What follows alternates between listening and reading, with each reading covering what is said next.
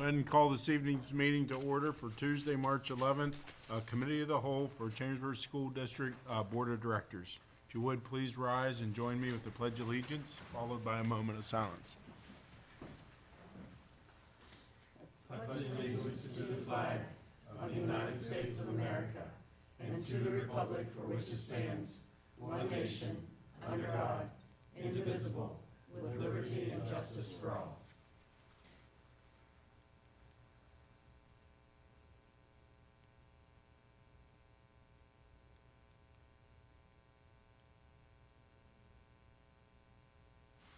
Thank you.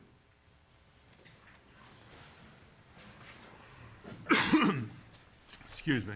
Prior to this evening's meeting, the board did meet in executive session to discuss some real estate matters and personnel matters. With that, 3.01 Superintendent's Report, Mr. Bigger. Thank you, Mr. Norcross. Tonight's presentations, we have architects here to go over some updates related to the grade configuration and schools of distinction.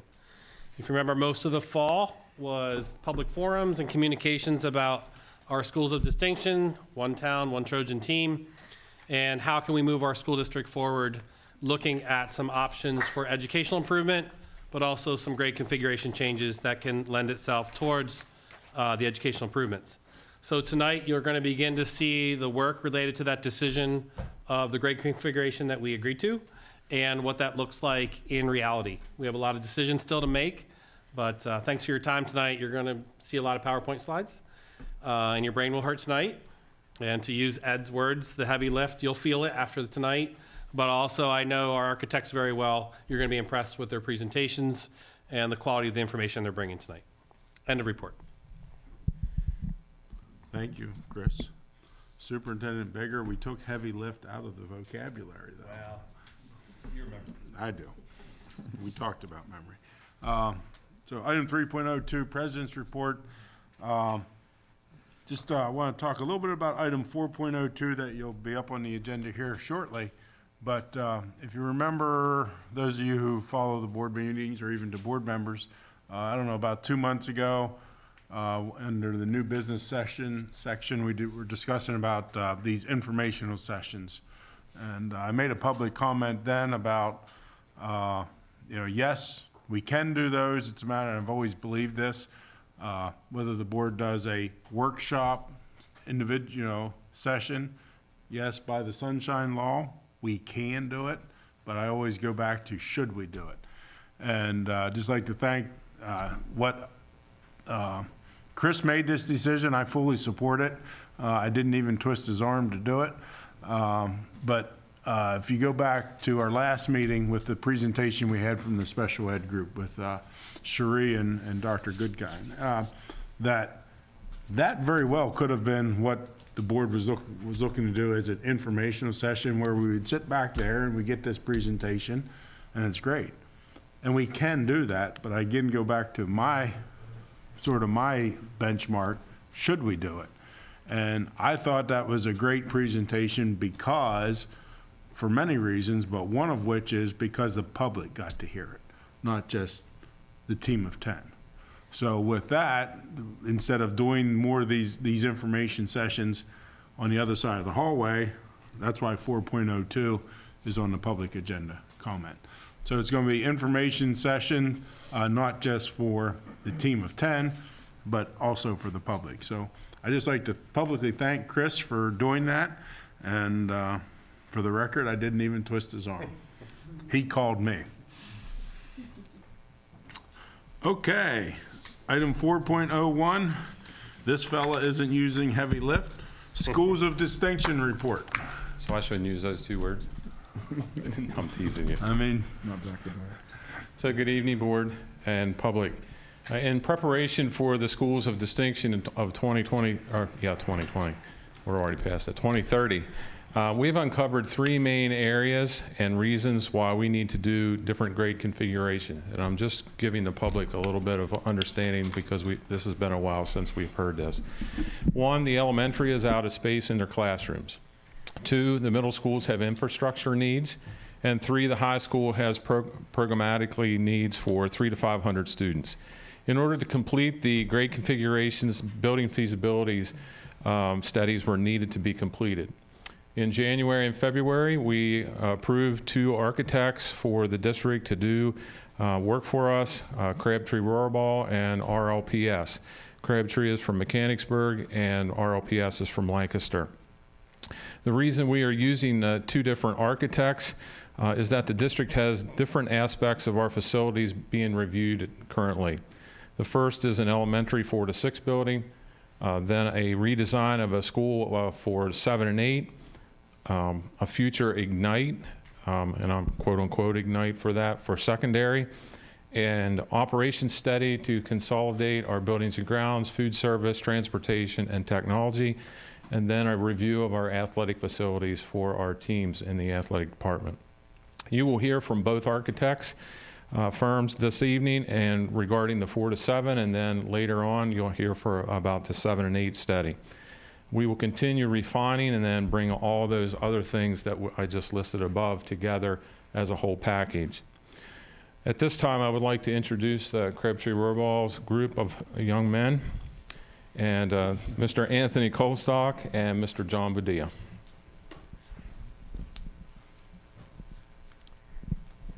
Thanks, Mark. Yep. Don't normally get the young part. That's kind of nice. Thank you. So tonight, what we'd like to do is I'm going to start with a reminder of the ground that we've covered. It was about a year ago when Mr. Bigger reached out to us and we started down this path. And this was hard to do in one slide. I'll say ground we covered, no lifting reference, but started with really focusing on what the district goals were. We looked at projected enrollment. Dr. Witham couldn't be here this evening, but not only both current and projected. Reevaluated and looked back over the last 30 years. We've been working at the district for 20, perhaps, but that look back 30 to see all those transitions that have occurred helped us really focus on why you're doing what you're doing. The visioning exercise of understanding what the deficiencies are now and what you want to accomplish was a big focus, and the administrative team, the staff that we met with were very aligned with understanding what each of those items were. Grade alignment was a big focus. We've talked about that pretty extensively. Walk through buildings, giving you some interpretation of the conditions, which I think everyone is aware of, and understanding where you are in terms of being able to provide space for those kids with that vision of what that future program looks like. We had a lot of meetings and supported the administrative team's efforts with the coalition, the staff, the community, and all that outreach. Then we started talking about costs and understanding levels of improvement, whether it's a new building or ad reno, as well as what your financial parameters were that were made very clear to us, which should always be an objective of a study. We talked about a timeline, and then of course, I think at our November meeting, where we really focused in on what's that option and that grade configuration look like. We use the analogy of check boxes, and we think that you've checked a lot of them, if not all of them. And we intend to continue to do that as we move forward. So that last year's effort shaping the financial parameters, some conceptual design, grade configuration is really now where the design process begins. So Mr. Colstock's role will continue to be work with me as well as Mark and the administrative team to really take you through the actual design process all the way through occupancy of completion of construction. So having said that one slide, that was our last year's effort. I'm going to turn it over to Anthony to walk us through our thought process moving forward.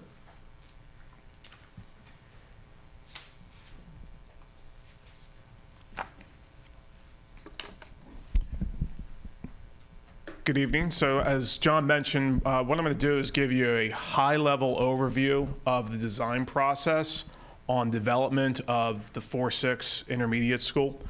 So you've come to the point in the study where you reviewed a lot of options and you identified the projects that you want to move forward with the 4-6 intermediate school being the first one. So I'm going to take you through a little bit of a narrative on what to expect on each phase of design, through bidding, then through construction. We're going to talk a little bit about community engagement in an Act 34 hearing that's going to be required for the project, then talk about some of the work that we've been doing with the administration and what those next steps are. And then I'll open it up for some questions at the end.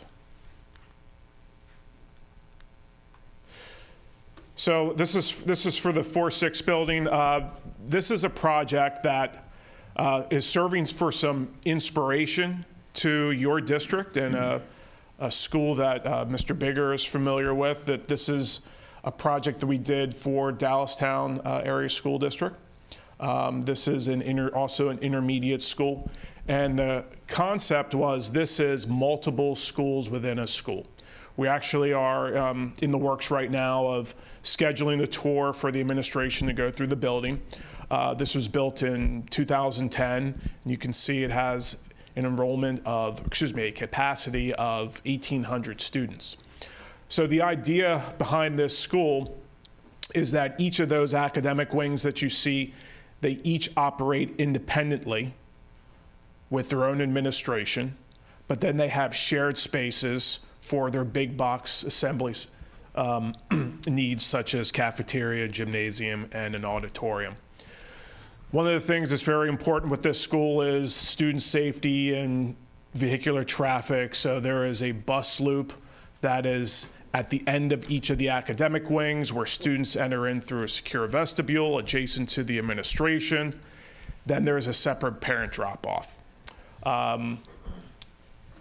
Next slide is just to show you the outline of the classroom configuration. One of the things that we have been discussing with the administration is how do they want to group their classes together, whether it's team teaching, and been receiving a lot of good feedback, and that way we can make some subtle changes to this plan, but this is going to be a prototype. This is just a prototype, that this is just a conceptual design. If you see that dashed line, that kind of separates the public spaces on the bottom side from the private academic spaces to the north side. And you'll see that area shaded in green. That is each of the administration wing, their administration area.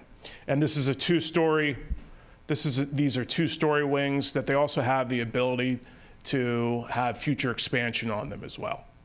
So we're going to use this as some inspiration for your school when we start the design development. It will fit in your existing conditions on your site. So again, there will be some changes, but this really is serving as kind of the idea, the big idea.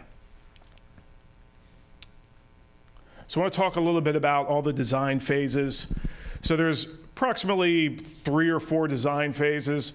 The programming and the schematic design are usually included into one phase, but then you move into a design development and then the construction documents. So the schematic design, this is when we're taking all the data that you give us from your educational program, some of the visioning exercises that may have been done during the study or ones that we can have during this phase, and then we're going to develop this concept. So we're going to start to look at that existing site to implement your educational program into a building organization that's similar to Dallastown on your specific site. Once we get through that phase, we go on through a refinement phase with design development, where we're bringing in more consultants. So we'll need mechanical, electrical, plumbing engineers, a structural engineer. This also gives us time to talk to more individuals, more staff members from the district. So we would start having discussions with faculty. We would start having discussions with IT, with your food service director. Then when we receive all of that information and we really understand the scope of work, then we enter into the construction document phase, where this is starting to produce the final documents that's going to be put out to bid.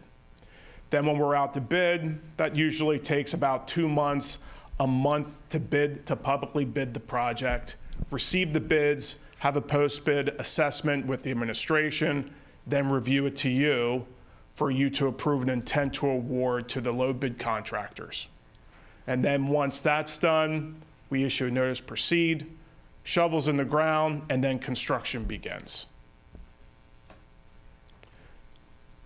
So I have a couple of graphics that are in here, and I just want to make sure everybody understands that the graphics that we're going to show, they're not what we're proposing for your school. It's just from another project, so you understand the expectation of the level of drawing that you should be seeing at each phase of design.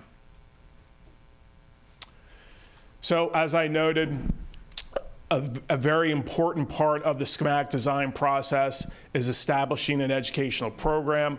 During the study, we had developed a very preliminary educational program based upon some information that we had received from the administration, understanding what your enrollment projections are. Now what we need to do is, a lot of our discussions that we've had is verifying the educational program. So we want to talk to special education director. We want the administration to also have some discussions with the department heads so we can build the educational program of spaces. So we understand all of your special education needs. How many classrooms? What are the sizes that you need? How many students do you need in these spaces so that they're appropriately designed? Then we'll also bring in a civil engineer to do a site survey and start to understand all the county and municipal approvals, because in the end, the municipal approvals are going to dictate the overall schedule of design. And as I noted, depending on your site, we're going to take that prototype and those ideas and make sure it fits well within those existing conditions of your site. So we'll develop these plans somewhat to this level. They'll be color-coded based upon the department, whether it's general classrooms, special education, your related arts, the assembly spaces. So these are some of the types of graphics that you could expect to see in the next update or so. Then when we move into that refinement phase in design development, we're going to have a lot more discussion with more staff, and a big part of that effort is understanding all the code implications. So we'll have to design to the code, making sure that fire and life safety in the building is compliant. We do have an in-house code inspector that reviews our drawings and then flags anything with our design so that we feel very prepared when we issue drawings for the building permit that everything that is in the design is code compliant. So that's something that will start early on in the design development phase process. We'll do that final check of the educational program. That will occur when we start having interior design layout meetings with your faculty. So we want to hear from the building users, and our interior designers and our architectural staff will meet with a steering committee of the faculty to help lay out those spaces. We'll also start bringing in all those other consultants and start the design of those building systems and making sure that we're coordinating all of these different systems within this design. Another big part is the civil engineering and all the efforts of making sure that we have any zoning requirements, what's the stormwater look like, taking us through the land development, going through county conservation approvals, and just to start the site approval process and have an idea of what the anticipated timeline is going to look like to receive those approvals, because those approvals will be needed prior to starting construction. And then, as I noted, the final phase, construction documents. This is really when we're starting to finalize the drawing set to be ready for bidding. So this is that final coordination of all those integrated building systems. And then this is around the time that we should be receiving all the necessary permits required for construction. So you can see these graphics where these previous ones were just more of a white mode. We're not looking just yet at a color scheme or the materials or pattern or texture. But when we get into the construction document phase, then we're developing we're developing those things, we're reviewing them with the staff, and we'll have these images that you'll be able to see later on during the process and really get a good idea and a feel for the space. So as far as a duration on how long each of these phases should take, approximately 2 months for the programming and the conceptual design, for the schematic design, then 4 months or so for design development. At the end of design development and the beginning of construction documents, we're going to have to do what's called an Act 34 public hearing. Anytime a district embarks on new construction or an addition that exceeds 20% of the existing square footage, you're required to have this, that you can share with your community the need and the details of the project. So that will be something that we'll talk a little bit later in the timeline and the community engagement. And then we're looking at about 4 months for that final preparation of the construction document set so it can be put out to bid. But as I noted, all of this is going to come down to the municipal approval timeline. We currently have RFPs out for a civil engineering firm. Once we receive those, we will review them with the administration on who they want to select. And then when we get them on board, they're going to have to do some due diligence to start setting up for a survey, talking to the municipality and understanding what their process is and the potential timeline. They're going to be part of the design team when we're putting the schematic floor plans together, and then present a sketch plan to the municipality, and then really start to understand that approval process and the timeline. So in a perfect world, we could be done potentially in a year with getting shovels in the ground by next summer. But as I noted, we just have to get that civil engineer on board, and then in the coming months, we'll know a little bit more and we'll have a better idea, and we'll provide you that update on what that time frame is going to look like. So as I noted, what is going to be required is an Act 34 public hearing. This is school code, public school code law. And the purpose of the hearing, as I noted, is to inform the public of the need for the project. They also, there are some requirements the Department of Education wants you to include in the presentation. Any options that you considered prior to selecting the particular option that you moved forward with. A description and a narrative of what's included in the project. So we'll show floor plans, potentially some images as well. We understand that that information could be very, there's a safety aspect along with that. So we'll be very careful as what's being shared with the public and their access to it. We also need to include the estimated construction cost and the total project cost. So all the other items that go along with not just the bricks and mortar, but your design professional fees, your permitting fees, testing and inspection, any other due diligence that you would need for traffic study or site survey, how you're going to, the budget that you set aside for your furniture and equipment within the building. So all those will be included in the Act 34 booklet. Then another portion of the presentation is going to be from your financial advisor on how it's going to be funded and if there's any local tax impact and how it's the overall financing and the payback for it. Then we also need to have let the community provide any comments or questions, and that could be done at the hearing. Also, there is a 30-day period that before you would act or vote on anything for the project, any written comment that would be received back from the community, you give them that time frame.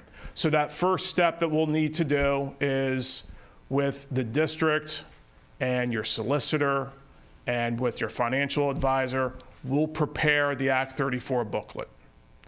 Then the board would adopt a resolution for a maximum building construction cost and a total project cost. Once you've approved that, It goes into an advertisement for when the hearing is going to be held. It's a minimum of 20 days.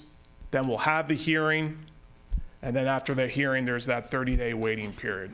So I know this is a lot, but this is still a ways away until we would go through this process.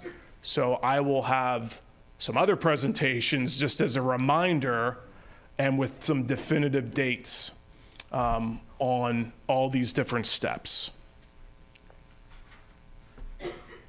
So some of our next steps, as I noted, as we've been having meetings with the administration to verify the educational program. So that is ongoing.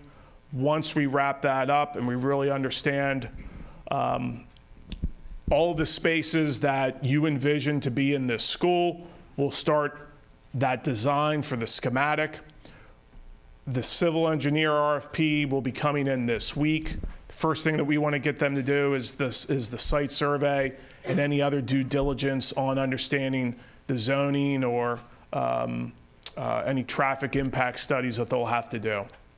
The other thing that we're planning for is doing some more visioning exercises with your students and your faculty so that we can get them together and hear what your students have to say, hear what your faculty have to say, and see where they have similarities and differences on what they feel their school should represent and how the spaces should be utilized. That's going to be done sometime in April or May.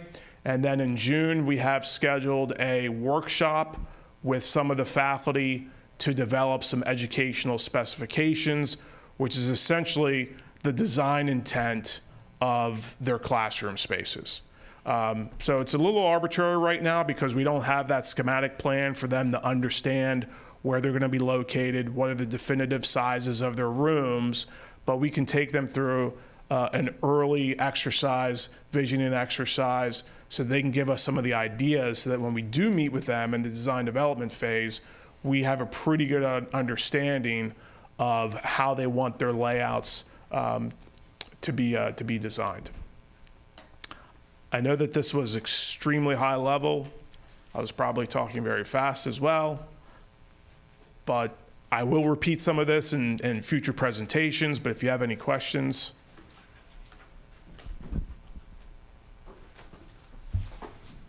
Sure. Yeah, one question I have, something that stood out to me on the drawings. I'm curious to know how much you're thinking through the outdoor space. It looks beautiful inside, the drawings we have, and that makes me want to spend time inside. But on a day like today, I want to be outside as much as possible. Sure. And I've heard teachers that have said, I wish we had outdoor classrooms. And I just wonder, you know, if you design it on the front end, it's a lot harder to do that kind of thing on the back end of a project. Yep. So, yeah, are there options for outdoor space where teachers could utilize the space when it's gorgeous like today? I also think about playgrounds and recess. I think about pavilions. Yep. Is that something that can be incorporated? Definitely. You know, we want to promote a holistic design that's not just interior, but also exterior as well. In addition to the Dallastown Intermediate School tour that we're planning with the administration, we also have another school that's located in Lancaster that has a lot of outdoor spaces for lunchtime, Sure. for breakout, for classrooms, for art, for special education. We want to use the outdoors as a teaching tool, making sure that there is potential for technology outside, and then even spaces for after-school events. I know that this particular district, they had even talked about, it's a middle school, they even talked about having one of their dances in this courtyard space. Cool. So that will be something that we'll continue to talk with the administration about and what their vision is for what these spaces will look like, and make sure that it's implemented and that we coordinate that work with our civil engineer. My second question is about, we have amazing career magnet school and career tech school, and I just wonder, what have you seen? This might be for the administration as much as for the architects, but are there ways that we could get those students involved in this project so that it becomes, I understand that can be complicated to pull off, but I just think it feels like a missed opportunity if they're not engaged in some capacity. We're preparing kids for the trades, and here we have this big project, and I get it, like, I think an optimal learning situation is probably something smaller, right? It's almost so massive that it's hard to include them, but I just wonder if there's a place for that and how we could potentially include them, even if it's in small ways. I think it could be meaningful and create buy-in. This is something we helped to build. I think that can be powerful. I've worked with Mr. Bigger in a former district, and I know that he is a creative thinker, and I can think of a couple of examples that we did that we'll definitely brainstorm some ideas. And The age group's a little more challenging. yeah. I think on this one at 4 to 6. I think you're 7. Oh, 8. what I really meant with high school. Oh, okay, yeah. Yeah. All right. Yeah. It also takes the right subs. Yes. To say we'll partner on this aspect of the job, or Yeah. But there's probably still an opportunity, despite this being a 4-6. Yeah. Hard hat days when construction is significantly Yep. beyond, or during design, we've shared our model with the IT department, so there's lots of opportunities. Okay, cool. Yeah, I've got one quick question, please. I don't know, it's the first I've heard about the teacher-student visioning exercise. I wonder if you might say a few more words about that. Is it an online survey instrument, or is it a group, or how does that work? Sure. Yeah, it's a group exercise. So what we'll do is we'll meet with the students first, and I think we're going to actually go to a couple of schools, correct? So different schools have some representation during this exercise. So what we'll do is we'll take a series of photos that we feel relate to your project, that they may be published work or photos of schools that we have done. And then we'll ask the students, we'll give the students 10 green stickers and 10 red stickers to go up to the photos, take a look at them, and put a sticker on something that they like or something that maybe they don't like. And we want them to just kind of envision themselves in that space. So maybe it may be something with the furniture. Maybe it's something with the color or the pattern or just the overall volume of the space. Then we ask the teachers to do the same thing. We'll talk to both groups afterwards so we can hear from them, but we also encourage the students to kind of talk amongst themselves while they're going through this exercise. But we'll give them time to share their ideas. We'll document it. Then we'll go through the same exercise with the teachers. With the teachers, it's not just so much on the aesthetics, but one of the things we ask the teachers specifically is we want to get some feedback on how you group learners together. That's very important. So, it's not just the large group, but the small group and the individual. And so are these spaces that you're seeing that you feel, are they flexible for the large group? And do you have those areas for a small group breakout or for some individual reflection? And then we hear back from the teachers, we document that, and then we kind of use that as just some inspiration for the design that we're going to do. Thank you. Is there any possibility, and of course I'm more of a visual person, that and I know you have a lot with Zoom and with the graphics and that, where this faculty can visit the school like Dallastown and see it in person. Sure. I mean, that, as a former teacher also, that's what I'd love to see it in person. So I don't know, and I know you can't take all the faculty or whatever, but a group to really see it. Mm-hmm. It looks like a beautiful design. That's my question. Yeah, there are ways, and there are some of the designs that we've done where after construction, we've taken a drone to at least fly around the exterior. With the software, the rendering software we have, we can do videos and fly-throughs from the exterior into the interior. So we can share that with the faculty, with the administration, potentially even with the board, and we're going to arrange for some tours as well, just to see it in person. So, Thank you. That's good. Can you speak a little bit about Grandview? Just bring that up as far as it's a discussion point on certainly the civil part and also a discussion we have to have at some point.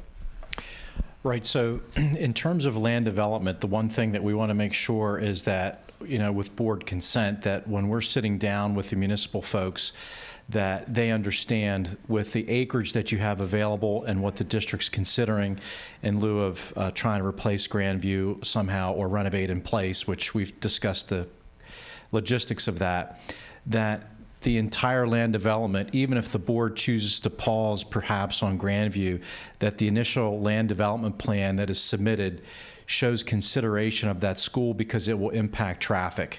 And everyone's going to be interested in what those volume counts look like, stormwater issues, lot coverage and so forth. So we want to go in with a comprehensive plan so that land development is addressing and giving you the opportunity that because of the duration of the 4 through 6, you could pause and choose to initiate a new replacement school. And now the land development process, which Anthony pointed out is the longest time frame, should be in place, that we could begin the design and just go straight to construction. And all of those things should have been factored in and given consideration during the planning process. Thank you. Sure.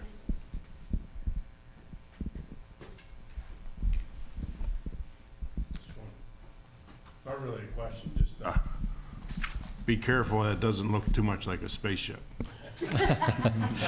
Well, if we can get away from South, which I'd call Star Trek Enterprise, we'll be happy. But back to the playfield question, I know when Mr. Bigger brought up that, and we showed, if you look back to probably the November presentation, I think we started to drop some of those outdoor play spaces in, and it really shows you the scale of almost a football field between the wings. The scale of this building and how we're going to try to break it down, because you've all shared some concern about a building this big, those outdoor spaces could be very pivotal to helping separate groups, different sizes, get outside and so forth, but absolutely. thank you. Thank you. Thank you. Thank you. Appreciate it.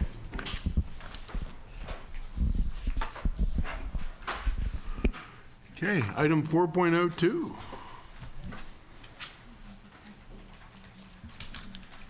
Care and counseling. Thank you. Work for you. We'll see. Thank you. Welcome, everyone. If you don't know me, my name is Lindsay Leonard. I am currently serving in the role as 9th grade school counselor at Cassius, helping our freshmen transition at Cassius, and I'm also the head counselor for the district. I also wear the hat of a parent. I have 2 kids in the district, one at 6th grade at Cam's North and one at 9th grade who's on my caseload as a 9th grader at Cassius. So that's a weird juxtaposition right there. Just as a parent, I will say you don't get the school board in front of you too often, and I like to share positivity. Just with my own 2 kids, they've been in Chambersburg School District since kindergarten, and they've really benefited from our academics and the opportunities that they have academically, but also extracurricular opportunities that I know that you guys support as well. My daughter is an athlete, so she's in 2 sports, and my son is really into music and drama at Cam's North, so I just want to thank you for that. Now, moving on to school counselor updates. School counselor updates, we have a lot of exciting things happening, and I want to go over 3 main areas for you. Care Solace, we were going to go over an overview of what Care Solace is. We're going to go over some data, and then at the end, we're going to talk about the additions to the elementary school counselor program. So Care Solace, that's something that the district partnered with starting in August. We got that contract, and early fall into September, I had the opportunity to help our school counselors and our school social workers across the district on board with that new program. Care Solace is being used district-wide to help our students and our parents and even faculty members access community resources. School counselors and the social workers as well, we help our families find things like outpatient counseling, any type of psychiatric services, and even if there's a drug and alcohol support service, they need treatment in that area, Care Solace helps those families and students find services. How it works is Care Solace counselors, social workers were very, good at making connections with our families and our students. When we see a need, we can talk with our families, get permission to do a referral. Care Solace calls that a warm handoff. We refer that family to Care Solace, and then the Care Solace team assists the family in connecting with community resources. If their need is grief and loss, if they're having a drug and alcohol issue, if their child is really struggling with ADHD and they need a counselor in the community to help with those sorts of things, Care Solace then comes alongside the family and helps them access services. This isn't anything new. This is something school counselors and school social workers do. What Care Solace does and makes it very unique is it helps families overcome barriers. We've always made referrals, but it's really been up to the family then to make those phone calls, try to find, hey, can I get into this psychiatrist here? Can I get into this drug and alcohol program here? And there's unique barriers that families, especially since post-COVID, that they've encountered.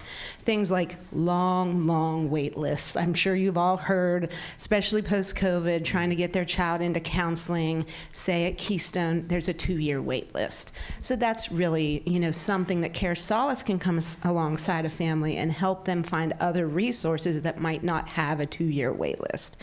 Helps with insurances. Families can have a list of referrals, but they have to call and they have to say, this is the insurance I have. Care Solace takes that time out. They do that work for the family. They find out what the insurance that the family has, and then they make calls to resources. They have those resources to know there's not a waiting list here, and they take your insurance, which is really great. Another issue when we make referrals in our community with our families is language barriers. We have a growing Haitian Creole community and obviously a large Spanish-speaking population, and there's not a lot of providers in our area that serve those families. So Care Solace has some virtual resources and even some local that can connect families in their home language, which is amazing.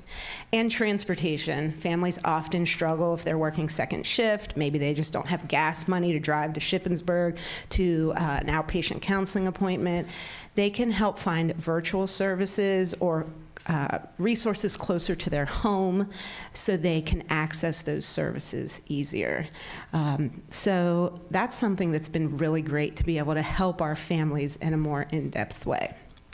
Now, looking at data, Care Solace does gives monthly data. I pulled this data about 2 weeks ago. So basically looking at our impact report, referrals started coming in once we got everyone onboarded on the system. A few came in September. Really, our counselors and social workers started making those referrals in October, and I pulled this data about end of February. So if you look at that, we've had 138 referrals across the district. We have 6,587 total communications, 34 appointments that were made, and then 16 anonymous searches. So something I didn't mention earlier. Some families, if they're very private, maybe certain culturally, they want to keep their personal lives. They don't want to share that with the school counselor. There's a unique Chambersburg code that we've blasted out to families so they can go on and search on their own. They don't even have to come to the counselor if they don't feel comfortable, or the social worker, and they can go ahead and use those services for free and get connected. An example I'll use is worked actually with Mr. Raber's folks at earlier, maybe around December, January, unique situations that were happening with some of your students and families, and worked with some of his folks, and I gave that specific code to some of his staff there that if he was working with families who needed support services for some trauma that they were experiencing, maybe didn't feel comfortable sharing with their counselors or social workers, they could access those services, and that was amazing. That was a great way to partner with our community partnerships. You're welcome. And time saved. When you look at this data, And if you've ever shadowed a school counselor or a school social worker, you know we're hopping. We're just bouncing from thing to thing. And we want to spend most of our time on direct services with students. So these referrals, while they are important, often that extra support that CareSolace is giving to families, those are after hours, after contractual hours for counselors and social workers, contacts that are being made in the evenings, on the weekends. So if you look at that 157 total hours saved, that is either reallocating counselors' time, direct services to students, or just things that we're not able to get to after hours. So those contacts are really being made after hours, where CareSolace is emailing, they're texting, they're calling, they're making contact with staff. They keep us in the loop of where our students and families are with referrals. They're contacting providers, and also that direct contact with family. Interesting piece of data I wanted to pull: the age of students that are being referred. It's a little higher in the adolescents, about 34% in children, and then adults can also be served. So if I get a phone call from a family member, they're calling about their 9th grade student, and they have academic issues, and they're concerned about their student. In the course of our conversation, the parent maybe shares, hey, we're having some marital trouble. We really need to find a marriage counselor. Can you help me, Mrs. Leonard? I can make a CareSolace referral, and then CareSolace can walk them through how to get their marriage counseling in their family to help support them. Ethnicity, that kind of breaks down similar to our demographic there in our district, which makes me very, very happy. I like seeing that data. We want that to mirror our demographics. Some of you might ask, what kind of issues are youth dealing with? This piece of data really does follow what we see in practice in our schools, K through 12. A lot of anxiety and depression issues with our teens, a lot of trauma that children and adolescents are facing in their homes, disruptive behavior, a lot of ADHD, marital suicide, and then some OCD and bipolar and eating disorders. So we, as mental health professionals in the school, we're the first line of defense, but we're not the expert. We're the jack of all trades, but we're not the expert. So CareSolace helps these families get to the experts in the community so they can get outpatient services. One thing I wanted to point out was insurances. We do have a number of low or socioeconomic students in our district, which means we have a lot of students and families who are covered by Medicaid.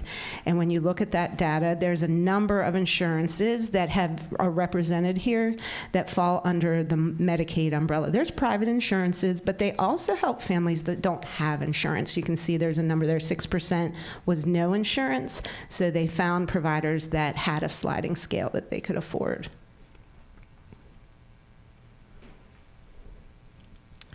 So moving on, I also want to tell you something exciting that you were very instrumental in. We have 3 additional elementary school counselors that have been hired. We went through that hiring process, and as a result of earlier in the year the staffing and enhancement funds, we were able to create these positions. The goal in this is obviously to improve counselor to student ratio. The recommendations nationally is 1 counselor for every 250 students. And before we started this process, I had a counselor at Ben Chambers. She had 1 to 584, I want to say. So our numbers weren't quite in line there, but as we're adding these additional counselors, you'll see that we're getting closer, which is really exciting. So elementary school counselors, what do? They focus on helping students with their academic, career, and social and emotional needs. Adding these additional counselors helps effectively align those counselor services in a more equitable manner for our elementary students. We looked at student to counselor ratio, and we also looked at buildings who needed a little more support because of their high needs specialized programs, such as the autistic support classrooms, emotional support classrooms, some of our behavioral support classrooms. And we also gave some additional help to the buildings that had higher rates of childline referrals. You know, certain buildings just have higher rates of childline referrals. Those kids are going through a lot of chaos, experiencing a lot of trauma, and it's good to just have a lower counselor ratio to provide more support. How we divided that out is new hire 1 is going to be split between Hamilton Heights and Ben Chambers. And as you can see, that counselor ratio there, that I was close. I said 584. It was 585 to 1 at Ben Chambers, 562 to 1 at Hamilton Heights. We're going to add an additional counselor there. That counselor is going to be split between those buildings and going to focus on 4th and 5th grade. So if you look how that number went down, there's going to be 382 students per counselor between those 2 buildings. And the counselor is going to be working a split schedule Monday, Wednesday, Tuesday, Thursday, and alternate Fridays. So I think that's going to be great support for those buildings. The new hire 2 is going to be split between Fayetteville and Scotland, and those numbers were 480 and 458 to 1. And when you add an additional counselor shared between those 2 buildings, it takes that number down to 312 to 1, which really is getting close to that 250 goal, which is wonderful. And again, they're going to be working with 4th and 5th grade students at those buildings. And the new hire 3, this is where it gets a little tricky. New hire 3, currently we have a shared counselor at Marion and Andrew Buchanan. That counselor is going to be moved to Marion full-time, 5 days a week, which will be great. That counselor's caseload currently is 542 to 1, and her caseload is going to go down to 295 to 1.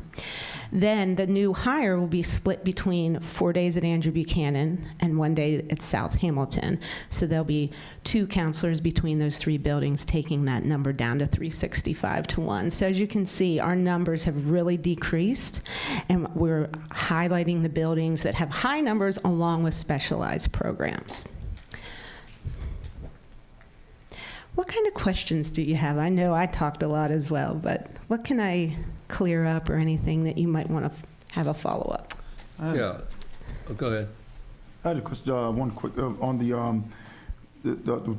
what is it, 250 to 1? Yes. Standard, is that average, like, across the United States, or is that what's optimal? It's what's optimal. So the American School Counselor Association is our governing board of ethics and programmation for school counselors across the country, and that's what they recommend is 250 to 1. So we're getting there. And, you know, some elementaries, you know, have 700. There's been a time when I met with our elementary counselors, I meet with them once a month, and when I met with them, they had heard that they might get some extra help, and when it was confirmed and it was voted upon, and they found out where they were getting 3 elementary counselors, they were speechless, and trust me, they're never speechless.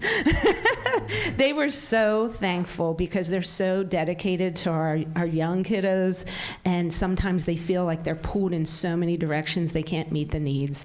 So they're very ecstatic, very ecstatic. Yeah, Lindsay, I've seen in the last year or so on TV commercials advertising online or remote counseling services. Mm-hmm. Does Care Solace refer those kinds? And in your opinion, I'm assuming they're very effective. Correct. So yes, they will. They do have resources in person here in our community. They're looking between Greencastle, Shippensburg, Chambersburg. That's a good radius to people to get to services. But they do offer referrals to virtual, because some families that's best. They don't have transportation, you know, it's just hard. Maybe they're working 2 jobs, they're working evenings, so they will do both in-person referrals or virtual. And when we give that warm handoff, we can write in our notes like families looking for virtual services or family wants in-person. Thank you. Yes. I have a question. Do the students have the ability to have the same counselor in school and as they move into Solace at the same time? Yes. Or So is it like- they will keep us as their school counselor, and when they're looking for more permanent, long-term counseling, they would then have an additional support in the community as well. So they can meet long-term and do those more individualized focus sessions. Okay. Yes.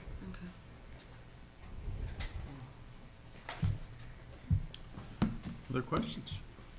All right. Thank you. Thank you, Mrs. Leonard. Thank you.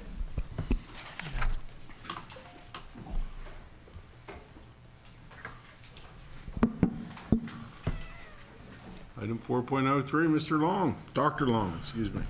It's okay, it's Mark. Yes. So I'd like to introduce our next group of architects who really another partner to us and a team member. So our RLPS is from Lancaster. This is going to be the first time that they present to you. So gentlemen, Mr. Chris Linke and Mr. Andy Bladen.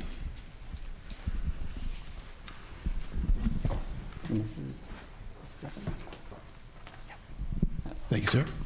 Hello. Good evening. I know it's a special night, 2 architectural firms in one night. Big night for you. So we'll get started. We're here to talk about the middle school study with 7th, 8th grade in one building. But before we get to that point, Mark beat us to the punch. My name is Chris Linke. I'm a partner at RLPS Architects. I've been a registered architect for over 30 years. And I'd like to introduce an energetic senior project architect for our firm, Andy Bladen. Excellent. Thank you, Chris. Andy Bladen here. I've had the pleasure of designing educational facilities for the last 20 years, which is kind of hard to believe I can say that, Chris. It just means I have a little bit of experience there, not as much as you. But I'm excited to get to know your district. We've already spent a lot of good time getting to know how you educate and how you run your buildings. So just 2 words about RLPS Architects. We've been around for 70 years. Last year was our 70th anniversary. And 7 years we opened up an office in Pittsburgh. Other than that, we've been in Lancaster before that. We're a firm of 85. So I like to say with 85 people, we have some specialists that help us dig into the details to give us a more holistic view of your building and not just the bricks and sticks. On top of that, we're working with 16 school districts in Pennsylvania right now. It could be anywhere from a window replacement to a high school renovation and addition. But moving on to your study. Our agenda for tonight, we want to outline the goals of the study. What are we trying to solve? And then we want to get into the evaluation of your buildings and understanding your program and the development of the program. That's kind of our homework. And then we get into options. That's where we start to suggest ways to solve your issues and then costs that are going to come along with it. And then we'll talk about an evaluation matrix that starts helping you evaluate which of the options is best for you. And then we'll leave you with next steps. There's always more to do. So the next steps after that. So tonight the study, the goals of this study is where are you going to put that singular 7th through 8th middle school. We're going to test it at CAMS North. We're going to test it at CAMS South. And then we're going to have a high-level discussion about a new middle school that could house that. We're looking to 1,400 to 1,700 students in this solution. And with that, we want to have a robust educational program of not just how you teach now, how you want to teach into the foreseeable future, flexibility that goes along with it, and as always, meet the special education requirements that are constantly changing and a space challenge for all of us. In the end, we want to find out of all those places that we tested, what's the most cost-effective solution for you and what is right for you. On top of that, we understand we're doing a study within a larger master plan that you're doing. Is there anything in those options that will help you solve any of your other problems along the way? So we just don't want to be focused on what we're doing. We also want to reach out and see if there's anything else that it can help as we get through the process. Excellent. So thank you, Chris. The first start of that whole process is getting to know you and getting to know your buildings, CAMS North and CAMS South, and evaluating those existing facilities. So learning how you educate within them, not just how you maintain them, but holistically, again, looking first at the general building data and overall condition. That kind of goes without saying, right? Our team, our engineers that were along with us, Spartan Engineering, walked through your buildings and evaluated those. But as we were walking through the buildings and looking at the facility conditions, the system conditions, we are also looking at the existing space use as well as your academic program, how you use your spaces now, where your pinch points are, and moving forward from that. And so the initial couple slides here are just some of that data that we collected, sharing it back to you. Most of this probably is not new to you, but just to share again. So looking at CAMS North first, and then we'll look at South, and that's how we'll flip back and forth throughout the presentation. Yeah, 1952 building that has seen additions over time. time. Mostly, though, for the most part, those additions didn't include holistic renovations projects of that existing north building. And so you do have areas that are of that 1952 vintage. Some spaces are kind of cool. Some spaces are quite dated, right? And don't necessarily react or facilitate education how you educate today. Looking at some metrics, we like to look at metrics to not only understand how your existing buildings work, but then to test the schemes for the new concepts we share with you this evening and moving forward. And so at CAMS North, you're running around 165 square feet per student from a total building area, and you can see some of the other metrics there, program area per student, as well as grossing factor. We like to look at the grossing factor. It kind of tells us how efficient your building is or how inefficient it is. Both CAMS North and South are good, solid, efficiently designed buildings, and that's kind of the framework we're working in with the new concepts as well. At North, you have a number of challenges and existing conditions. Just to highlight some of those, we'd already talked about the history of additions without comprehensive renovations. Your existing gym and auditorium, they're great size spaces as we look forward to a 7th and 8th grade facility, but they need renovated and updated. The gym looks beautiful, but that floor has seen its last sanding and really is in the state where it needs to be replaced. The auditorium is a great size space with a great stage support facilities behind it, but that needs updating as well. Things like the bathrooms, if we look into the building program capacity beyond the building condition, your current science labs are a little bit undersized from what we would plan today in a new facility, and your locker rooms at North and South as well. But at North, there's a one locker room that's in a lower level than the other, not accessible, and those locker rooms really could stand to be renovated, as well. So, as we go through the building, we talk about these things and we understand how your educators are using them and how your facilities department is taking care of them. We grade the different aspects that we look at and see. And so we like to use a 4-point rating scale. Number 4 would be a brand new building just finished yesterday and ready to educate your students. If something was at a 0 level, a red level there, you would consider disuse and demolition of that particular space. So it's a 4-point scale, and all the different aspects of your building, intangibles as well as tangibles as building condition, are evaluated, graded, and those grades are then averaged into categories. Those are the categories you see in this chart. And so the resulting score of the building gives you a snapshot of the building and how it may compare North, for instance, to South. So North has a rating of a 2.64, which is appropriate for its age and what we saw as far as the condition and how you're using it today. Moving on to South, the Starship here, or there's a lot of different associations you could have with this unique plan from the 70s. That was part of 70s academic design.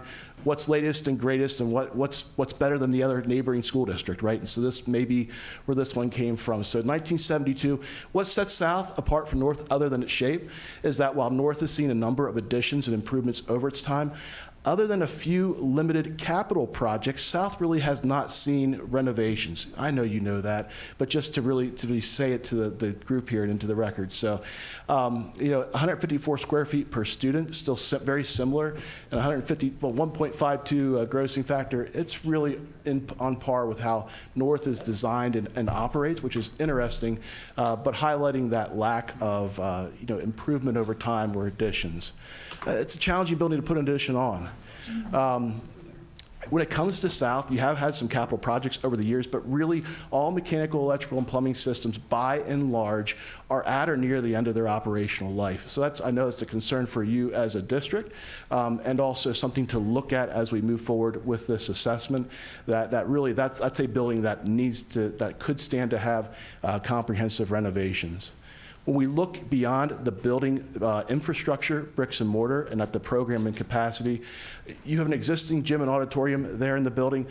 They're undersized for what you have there as a student body today, but also looking forward, it's for a 7th and 8th grade middle school building. So that's something the concept we'll share with you this evening will correct. But the gym, for instance, doesn't have a competition size court, which is kind of a shame because it's so close to where we're at here on the high school campus. It really could be a supplemental space, and so the concept will seek to change that. It has great ramps to the classroom wings within the building, but they're steeper. great might be a, eye of the beholder.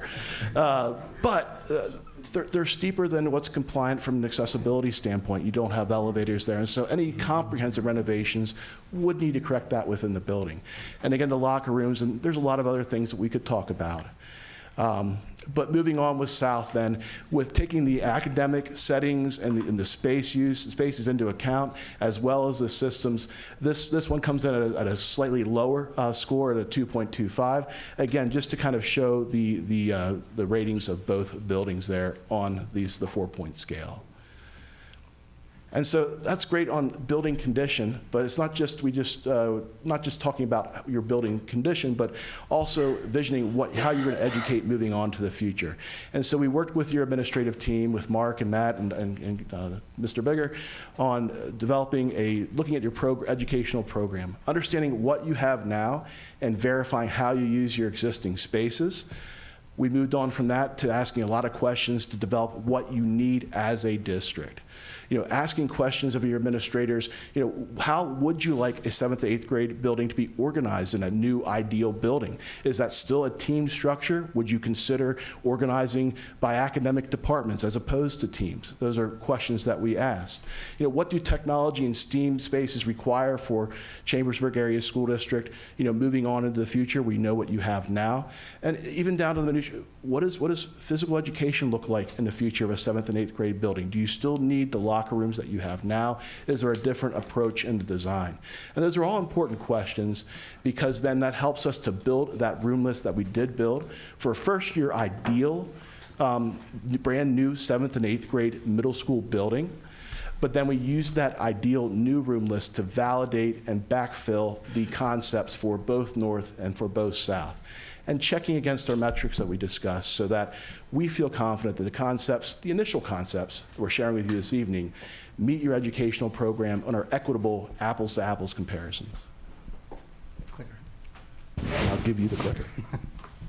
Okay, so into the exciting part now. Let me get into some of the solutions that we came up with. Again, we tested at Cam North, Cam South, and then there was just a hypothetical new middle school. And if you would go with either one of these options, well, your final product won't look like what we're showing you today. This is just our first test at that. There's a lot more interaction that would go along to get to that. But looking at the existing Cam North site, the gray box in the middle is the existing school. The track is to Plan North. Your bus drop-off is on the right-hand side, and your car drop-off is on Plan South. So that's your existing. What we are suggesting for the solution for Cam North is multifold. First of all, we're putting a large 2-story addition in front of the building, and that addresses like 5 issues. One, it fits on the site there. It works well with the plan. It's economical with the construction. It works with the phasing, and it puts a new face onto your building all at one time. Additionally, with that, we are working on the site circulation. We're keeping the bus circulation on the right-hand side, but we have moved the car circulation around to the left-hand side, so there's more queuing, getting cars off the street when they're here for pickup. We're using, in addition to the cafeteria, as holding areas for students coming and going for that car pickup. And then we still have the front of the building that would be your main entrance, visitor, and parking in general. The other part, looking at the site, our goal is we started developing our list of goals for this, and the size and number of students in here is to get at least 3 play fields at each of the sites. So what we did to achieve that is you have the field inside the track that we are suggesting be a turf track. At the upper right-hand corner of the slide, you have the existing 45-degree field. And on the right-hand side, we took that large parking lot away and put another field in that location. But then we evenly distributed parking around the building for better access and parking for teachers and access in and out of the building. As we go from that site plan and look into the building, inside the building, we have just a diagram here to share the overall layout of the building. Kind of one of the big organizing features of that, of course, is that front bar. We're down on the new addition, the two-story addition out front. That's where your visitor entrance and your central administration, counseling and nurse office may be located. To the left of that, we're wrapping that addition around your existing technical education labs with your new technology and STEAM spaces, everything from business classrooms to computer labs to other like robotics and TV studio type spaces. That rounds out that left-hand side of that addition. You can see on the right-hand side of the addition, there's two team areas for 8th grade. You'll see that 8th grade finds its home in the new construction on the 1st and 2nd floor, and 7th grade will find its home in the renovated existing classroom wings of the existing building. As we go from that tech and STEAM area, we paired that. There was an opportunity within your existing floor plan to provide your art classrooms there in front of the cafeteria. We can see the cafeteria to plan north. And as you go down through your existing main classroom wing, where your current administrative offices are now, and some classrooms across the corridor from that, that's envisioned as a new learning commons, being the library, the heart of the building that your students all have equitable access to. And again, up the 1990s, I believe, classroom addition. Up the north side of the plan there, that's where the two 7th grade teams find home. There's a lot. Two of the 6 7th grade teams find their home. There's a lot of the existing spaces that are utilized within the footprint, within the existing building, but there are some spaces that are envisioned to be reconfigured. You can see all the walls and the names of spaces. That's just us back-checking things. Of course, on the right-hand side, we have the gymnasium with some reimagined locker room areas, as well as the performing arts area, taking your former art classrooms and making them the music classrooms, and expanding that band room to the size that would be needed for a 7th and 8th grade middle school band program. Moving upstairs then, again out front, we have 4 more teams. So we have 6 teams per grade when it comes to 7th and 8th grade, with the 8th graders out front there in the new addition, and the 7th graders filling out the renovated and altered areas of your existing classroom wings. The blue spaces that you see throughout the plan are special education classrooms. The room list that we worked together with your administration to develop adds to what you have currently at your middle school and really gives you the full complement that you feel you need as a district to educate your students. And so last but not least, this is just a simple massing of what that addition could look like. Everybody, I like to see what things look like in 3 dimensions, since this gives you an idea of what that form could start to take, with the parkings out front along Scotland Avenue, and that new addition with that new entrance coming in the midpoint of that addition. And of course, you see your existing building back behind. Really, the only portion of the existing building that's not maintained with this first concept for North would be that library learning commons that you currently have out front. That would be raised to make room for that new addition. So that's the initial concept for North. Course concepts all have costs associated with them, and this is our initial take at a conceptual cost estimate for the Cams Middle School North additions for 7th and 8th grade. You can see we like to use a low and a high range to provide a range of probable costs. And so that first line there is that estimated construction cost, the bricks and mortar, if you will, of the building, at $63.5 to $71.3 million. That does include a design contingency. We are including some typical inflationary multipliers in there for that construction cost. You can see that in the midline there in the $5 million range. And then finally, estimated soft costs. For a project of this size, we typically see those all-in soft costs, including all fees or contingencies, owner fixtures and equipment allowances that you may have, falling between 16 and 18%. And that's what those, the $10.9 to $13.9 million line item there accounts for. And so at the bottom of the cost estimate here, the total all-in estimated project cost is shown. $79.6 to $91 million as it stands now, and that reflects the concept that you just saw. It's always good to take a look back then at that initial concept and see what the benefits or what some of the challenges may be with that. You certainly at North have some benefits with your recent investments in infrastructure, the roof recoating and the exterior facade, and the investment in the cafeteria.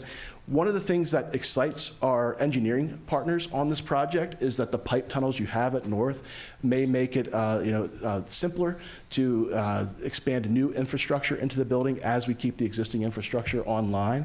And as far as building new square footage and big spaces, that right-size auditorium and gym is definitely a benefit for this building.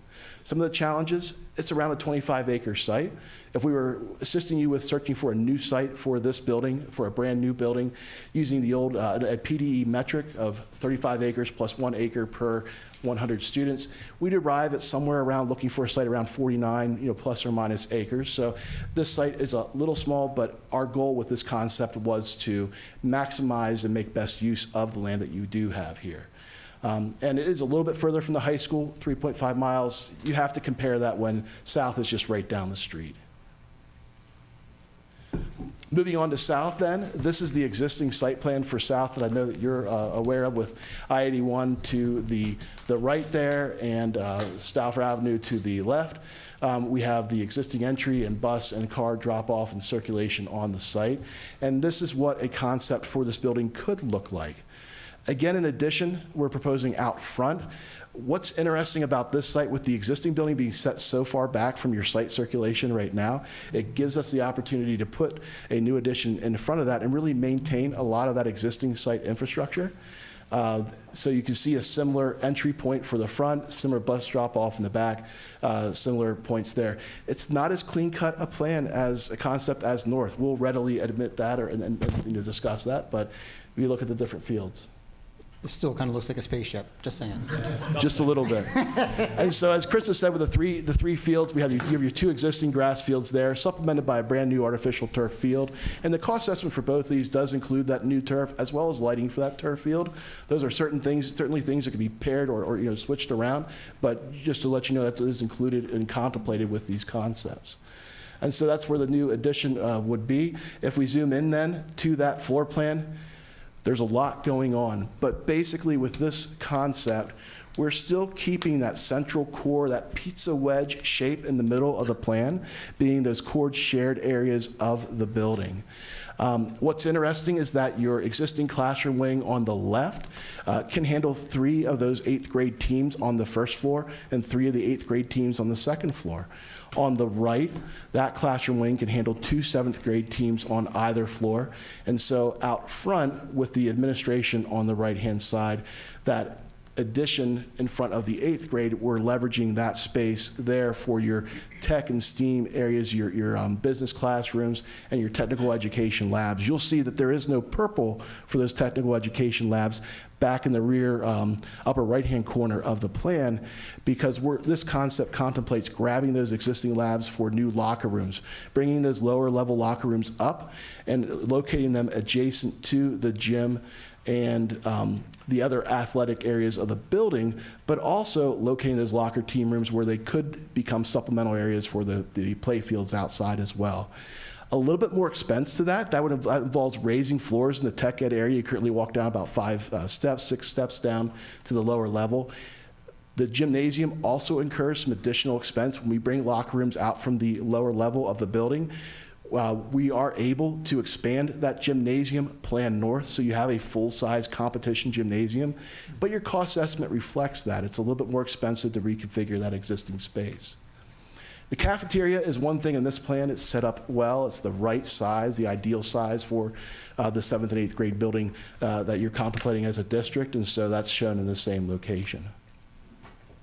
Moving upstairs then, we already talked about the left-hand wing is for the 8th grade teams, the right-hand wing, the 7th grade team. It's also important to note, if you're familiar with this building, on the second floor there's some atrium spaces that look down into the existing libraries. Those atrium spaces are contemplated in this concept to be infilled to provide some of that additional classroom, special education, and program spaces that you desire. That's one of the challenges of this building, not only on the lower level, but also within these existing classroom wings. They're dense wings, which means that you do have internalized classrooms now, and the concept depicts internalized classrooms without views outside in the concept as well. So one of those things to just acknowledge as we move through the plans. This is how this building could look. Again, just a rough massing. Double wing. It's a double wing. It's a linebacker doing a toe touch is what I like to say. But it's a feasible addition to the building. You know, looking at testing the existing building, how much can you keep? A good portion of it, about 80% of that building remains. The front administration areas get demolished for that new addition. Similar to North, South has a cost estimate here as well. And you'll see for those reasons that we just discussed that the cost estimate does ride a little bit higher than North. And that's also attributed that we are demolishing, as I just said, the administration, the front of the existing South building. And so there's a larger new addition for this concept, which is attributed to some of that cost. It just this cost estimate breaks down the same as the other one. Total project cost at the end, $87 million up to almost $99 million. For this option. And like Andy said, there's more challenges at this building that causing that cost estimate to go up compared to Cam North. Exactly, and we can go through the whole thing, but we already discussed a few of these salient points. So the last piece we had was to hypothetically, what would a new middle school, 7-8 middle school look like cost on either the Cam South site or the Green Village site. So we worked up numbers. We don't have layouts for that right now, working on a different spaceship for that, but when we get to that point. But the numbers we have are based on the square footage that we know. And when we looked at both sites, we really said, whether it's on Cam South, you're going to have additional numbers for demolition, or if it's on the Green Village site, you're going to have additional site improvement costs. So we are saying that this number could go back and forth either for Cam South or for the Green Village site. So this is $111 million up to $127 million for a brand new building. Pointing there. And there's certainly some benefits and challenges with each of these sites, and with the new building. You know, the new building certainly minimizes operational impacts to your existing middle school sites, especially if it's built on a new site, and it allows you to provide that plan those ideal spaces, but that comes with the cost. And there's some challenges depending on which site you were to go on, with the potential for PennDOT HOP work and those sorts of things, traffic impact studies, which you're all familiar with. So we use this chart at the end just to give you some reference between the different options we looked at. So we have the addition at Cam North, Cam South, or a new building to the right. So the first three categories are just metrics on the building. 4 through 11 are high-level evaluation pieces that we thought were applied to this building and the layouts that we've had discussed. So the symbols are up there, obviously. Plus is great, minus is not so good, and 0 is somewhere in between the two. So it's not a surprise that a new building would solve most of the issues, except when it gets to the budget. That's going to be the most expensive one. So if that budget is high enough and it cancels itself out because of the budget, you're going back and looking at North and South. And then you can see through the graphics that North is solving probably about twice as many issues as South is at a cheaper price. So at a quick evaluation matrix that we're using, we are saying that it looks like North would be the way to go. We know there's intangibles having the 7-8 closer to the high school, but that's your evaluation that you have to mull through. There is another metric out there that PDE has saying if your additions or renovations is around 80% the cost of a new building or more, you should probably go with a new building. Cam South is a little bit below 20%. Cam North is much lower than that 20% metric. I know, exciting stuff. I know we're talking a lot. Our next steps, we'd be excited to hear any comments that you have so we can respond. We know that this is multi-level engagement, and you may have questions tonight or you may have questions a week from now. So we will get you responses back to any of your feedback. We will fine-tune schemes and cost estimates on information that we've here and that we continue to work with the administration. and we will work with the administration to develop a recommendation for you, as that is your typical process. Apart from that, we will continue with our athletics and operations studies that are going on separate from this middle school study. And the very last piece of information we had, it was just a high-level timeline. If we got started, when could we get into construction? Let's say you approved the project in April, we got started in May or June. We think of 25, we would bid this probably in the fall, early fall of 2026, with construction starting late winter or spring of 2027. So again, a lot of information, I understand. So if you have any questions. Questions? Yeah, I have You're one. never quiet. You're never quiet. I have one, and it might be more for Mr. Varner. Over at South, 3 years ago or so, we were looking at some work in the cafeteria. Thought it had the price tag of around $4 million. Drains, underground plumbing. Has that been put into this equation in the South? I think we tapped the brakes on that project. Yeah, absolutely. You know, what you're used to at Chambersburg is in a renovation is maybe a not an extensive renovation. Maybe, I hate to say the word lipstick on a pig, but you know, that's how we've handled things somewhat in the past.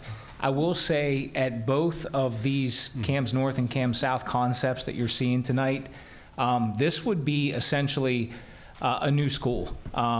You know, exterior, you know, would remain potential cladding or something over it, but I mean, this is a gut level renovation that, you know, certainly provides new up-to-date spaces. So I think something that we're not necessarily used to seeing. But the space is okay. My question was, about 3.5 years ago, there was a presentation of putting lipstick in the cafeteria for about $4 million. Yeah, I don't think that was accurate. We had talked about doing some work in the shop area with dust collection and HVAC. That project was put on hold.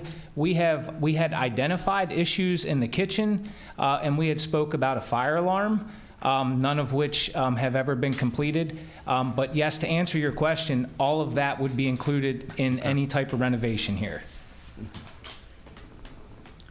That's one of the benefits with North. You've had some recent investment in that kitchen and food service facilities, and so there's allowances allotted to South to bring that concept up to that same level. Is there any difference in the educational process that would be going on during construction, one plan versus the other? In other words, is it easier to continue to educate students in the existing structure in one plan compared to the other plan?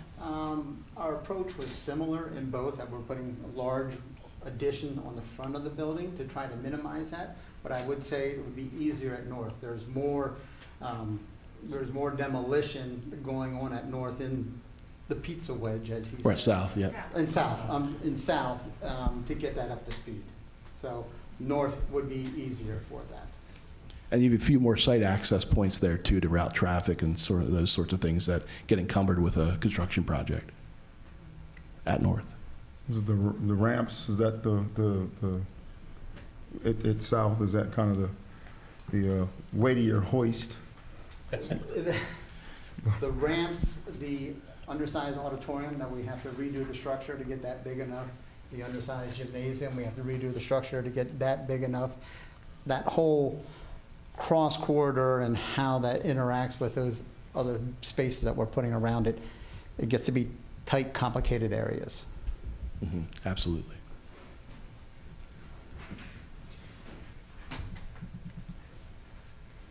North was actually built with the intent of being that grade level building compared to South, so I think that...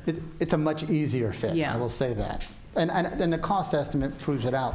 There's actually more site work going on at North than at South in our plan with the moving of the fields and the parking lot.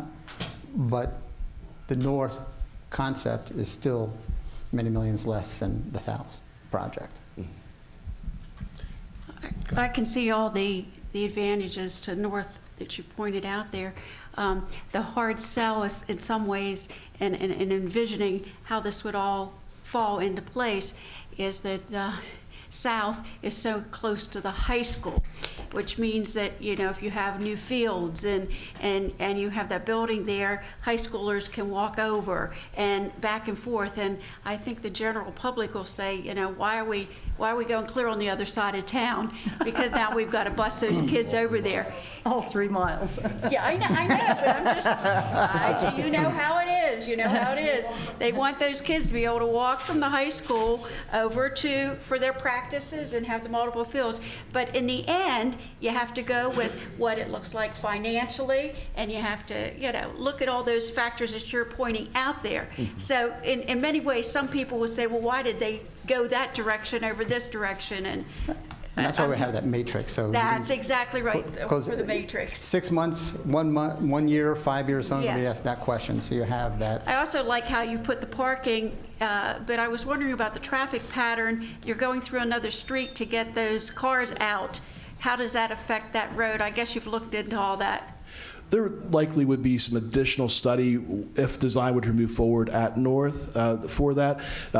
We discussed that, you know, anecdotally, and one of the things it may actually be a benefit there where everything comes out on Scotland Avenue right now, kind of decentralizing that and pushing the parent drop-off further from the bus drop-off might, in some ways, especially at departure time, kind of alleviate some of your traffic flow challenges that you have now. There might be more traffic going up there, but not backing up onto that road because we gave it a longer road to back up onto. Yeah, I do drop off and pick up every now and then. Oh, excellent, So excellent. I get the feel of what this traffic looks like. Sure. And that's always a big portion of any design process is discussing and doing your best to get that circulation right. Absolutely. Total price difference, I mean, we're working with estimates and ranges, but 7-8 million Yeah. is the price Yep. difference. I'm curious to know, was there any consideration given to, you have the new proposal, but what if you went a step further with the south demo? What if you demoed a little bit more of it? So I don't know how much of that you can do before your number just gets, is there an in-between south and new where you address some of the, I mean, you're addressing a lot of concerns, Right. but what if you said, can we address additional concerns as well? Like what, I don't know. I don't know where that no longer makes sense from a financial I think Ben's standpoint. question is the building at Grandview at the same location of where South is.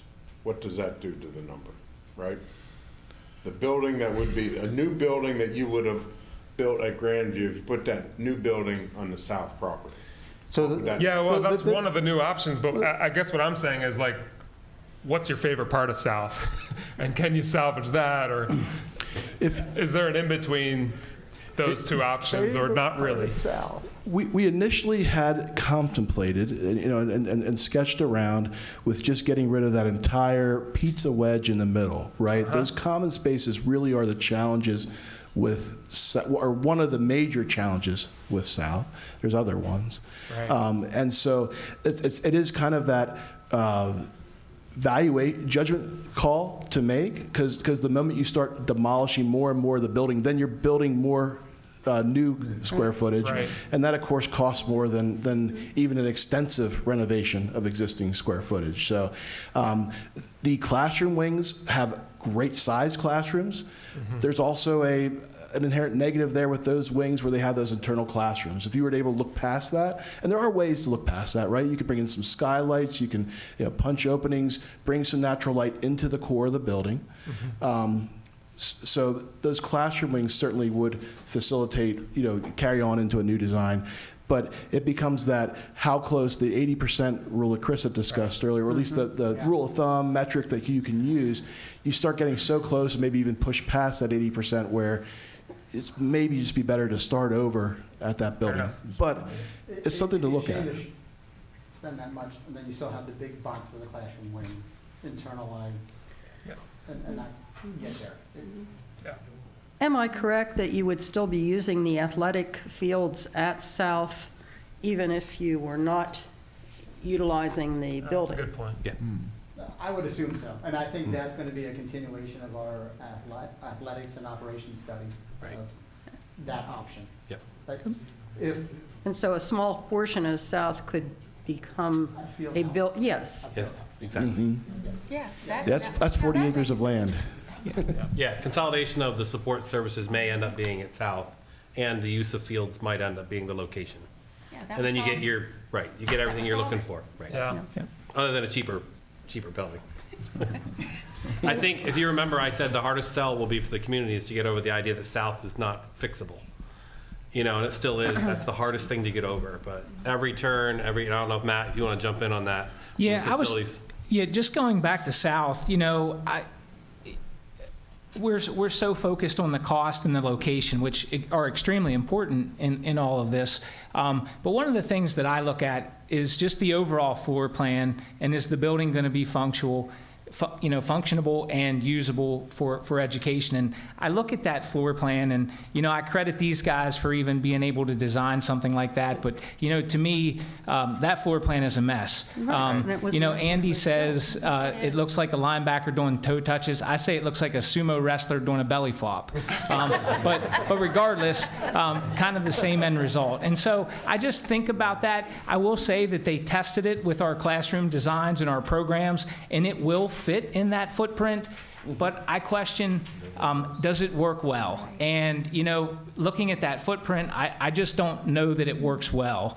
Whereas you can envision those programs in Camps North, and you can understand the flow of traffic along with foot traffic in the building and how the programming is set up. I just think that Camps North kind of checks all those boxes. Chris kind of hit on the next part of our study. Oh, and jumping back, we talked about natural light. We have these classrooms in Camps North that don't have existing light, that are in the interior of the building. Looking at that design from Camps North, even with that addition, we're able to open up outside lighting into all the classrooms. I don't know if you noticed, between the new addition and the existing building, they have those areas designated there for outdoor classroom space and other outdoor spaces that would be greatly beneficial to our educational programming. So those are some things that I just wanted to highlight and think about. I've had the opportunity to work with these guys for the last couple weeks and really discuss this at large. But one of the initial thoughts that we've already discussed for centralizing operations and transportation and things for our district is perhaps that Camp South location, and doing some maybe locker rooms up there with existing turf fields. So, again, we've already started to kind of work on to the next phase, and I think that property up there is extremely valuable to us. Yeah. Absolutely.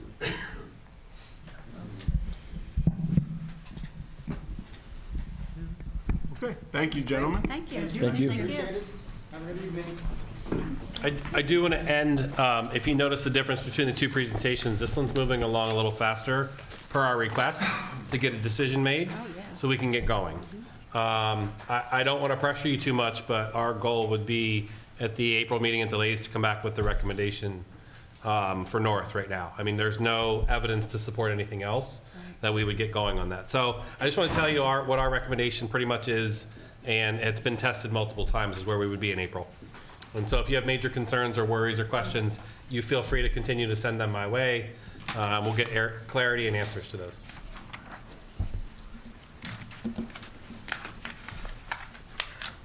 Okay, consent agenda topics. Chris and your team, any items you want to expand upon? 505 for me. Go ahead. Anybody else before we go through it? Anybody else want to pull any out? Kurt or Mark?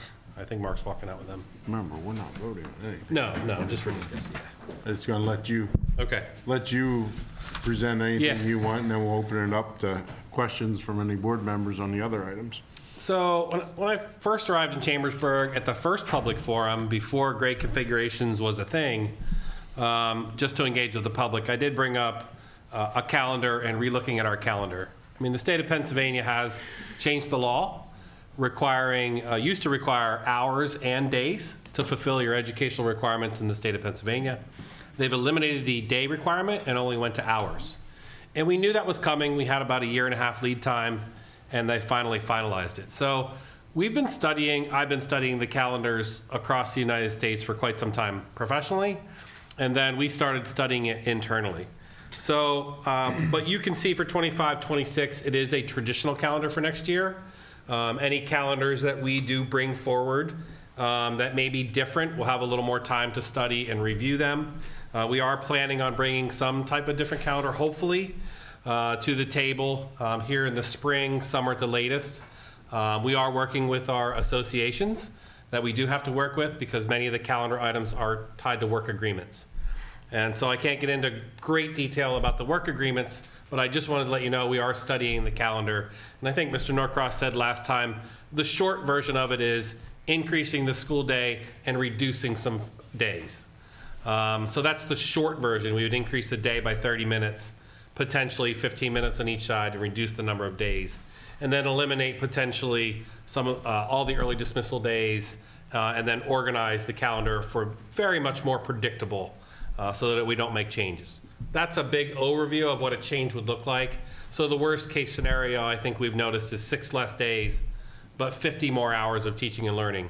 Because when you increase the school day by a half hour, it increases our hours. So the hard part about a calendar change is just moving away from days to hours. And when you really do study it, we can do something different, but I just want to prep the public and the community that next year is traditional. And so everybody can take a deep breath while we still work on what is possible for the future. Can you clarify for us and the public? I thought one of the proposals you brought to us was intriguing, and I thought it was a positive step. This feels a bit haphazard, where all the breaks are and the early dismissals. And so correct. I really like that, but you felt like there was a need for more time. Yes. And so I'm just curious to know, was there consideration to moving that direction without full implementation? Like go with the schedule, but not implement all the ideas that were connected to it? Yeah, the challenge is, fortunate, unfortunate, depends on your view where you sit on this. Many of the items in the calendar are tied directly to the language in the contract, and that is not usual. Typically, there's a little more board authority over the calendar. Mm-hmm. Here, I can't make decisions without a change in the contract or an MOU. So we need that time to figure that out, what we're willing to change and what we're willing to do. And I think that's the pause. The second thing I'm very used to is putting out calendars 2 years in advance. This is very late for anybody to put a calendar out for next year. So we want to get in this 2-year cycle. So the next cycles of calendars would come out 2 years in advance. Mm-hmm. And then every year after that, you do 2 years, and 2 years, and 2 years. So I hope by providing a little more time, a lot more advance notice, people can learn to understand maybe the calendar change or changes we bring forward. To me, that is probably the biggest part, that, you know, public input, especially into your students' school calendar, I think is very important before we make a decision in this boardroom or across the hallway in a closed door discussion.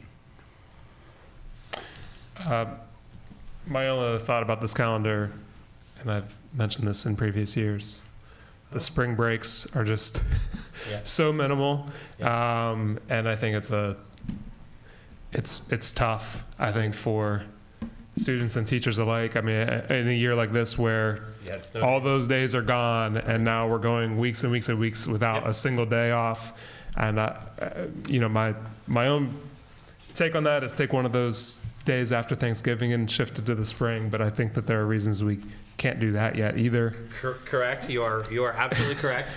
But it just, in a year like this where you go multiple months without a single day off, I think it's difficult for, I don't know that we're getting educational benefit to just slogging away. So. Yeah, I agree with that. My struggle with the calendar is certainly real, and it's definitely due for a review. Yeah. And that's what we're working through the process. Thank you.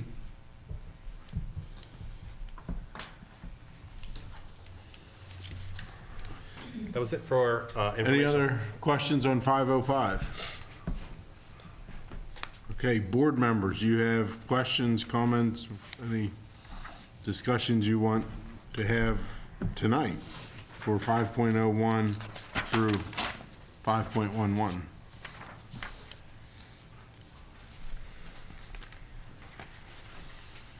Okay, if not, all those 11 items will go forward next meeting on the consent agenda. Section 6, item 6.01, take from the table curriculum map for honors sociology. This was a discussion we had, I guess, at our voting meeting, last meeting. We put it on the table, so before we get too far, we need a motion and a second. No, we don't? We're not voting tonight. Okay, That'll we're be not. for next- That's right. next week. I'm getting ahead of myself. We're not voting tonight. Thank you, Mrs. Stauffer. Well, then how do we, Well, we're just gonna, you have to we're have a just gonna motion to- provide information. It's Yes, information. you can talk about it, but the action will be on the 25th. But if it's on the table, you have to take it off the table. Only if you're going to vote. Yeah, go ahead. You can explain a little bit. Normally, this wouldn't be on a committee of the whole because we've changed the process, but you don't need to take this off the table tonight to discuss 6.02. I'm sorry, I'm getting a little sleepy here. We all are. But you will need to take it off the table to vote on it at the regular meeting.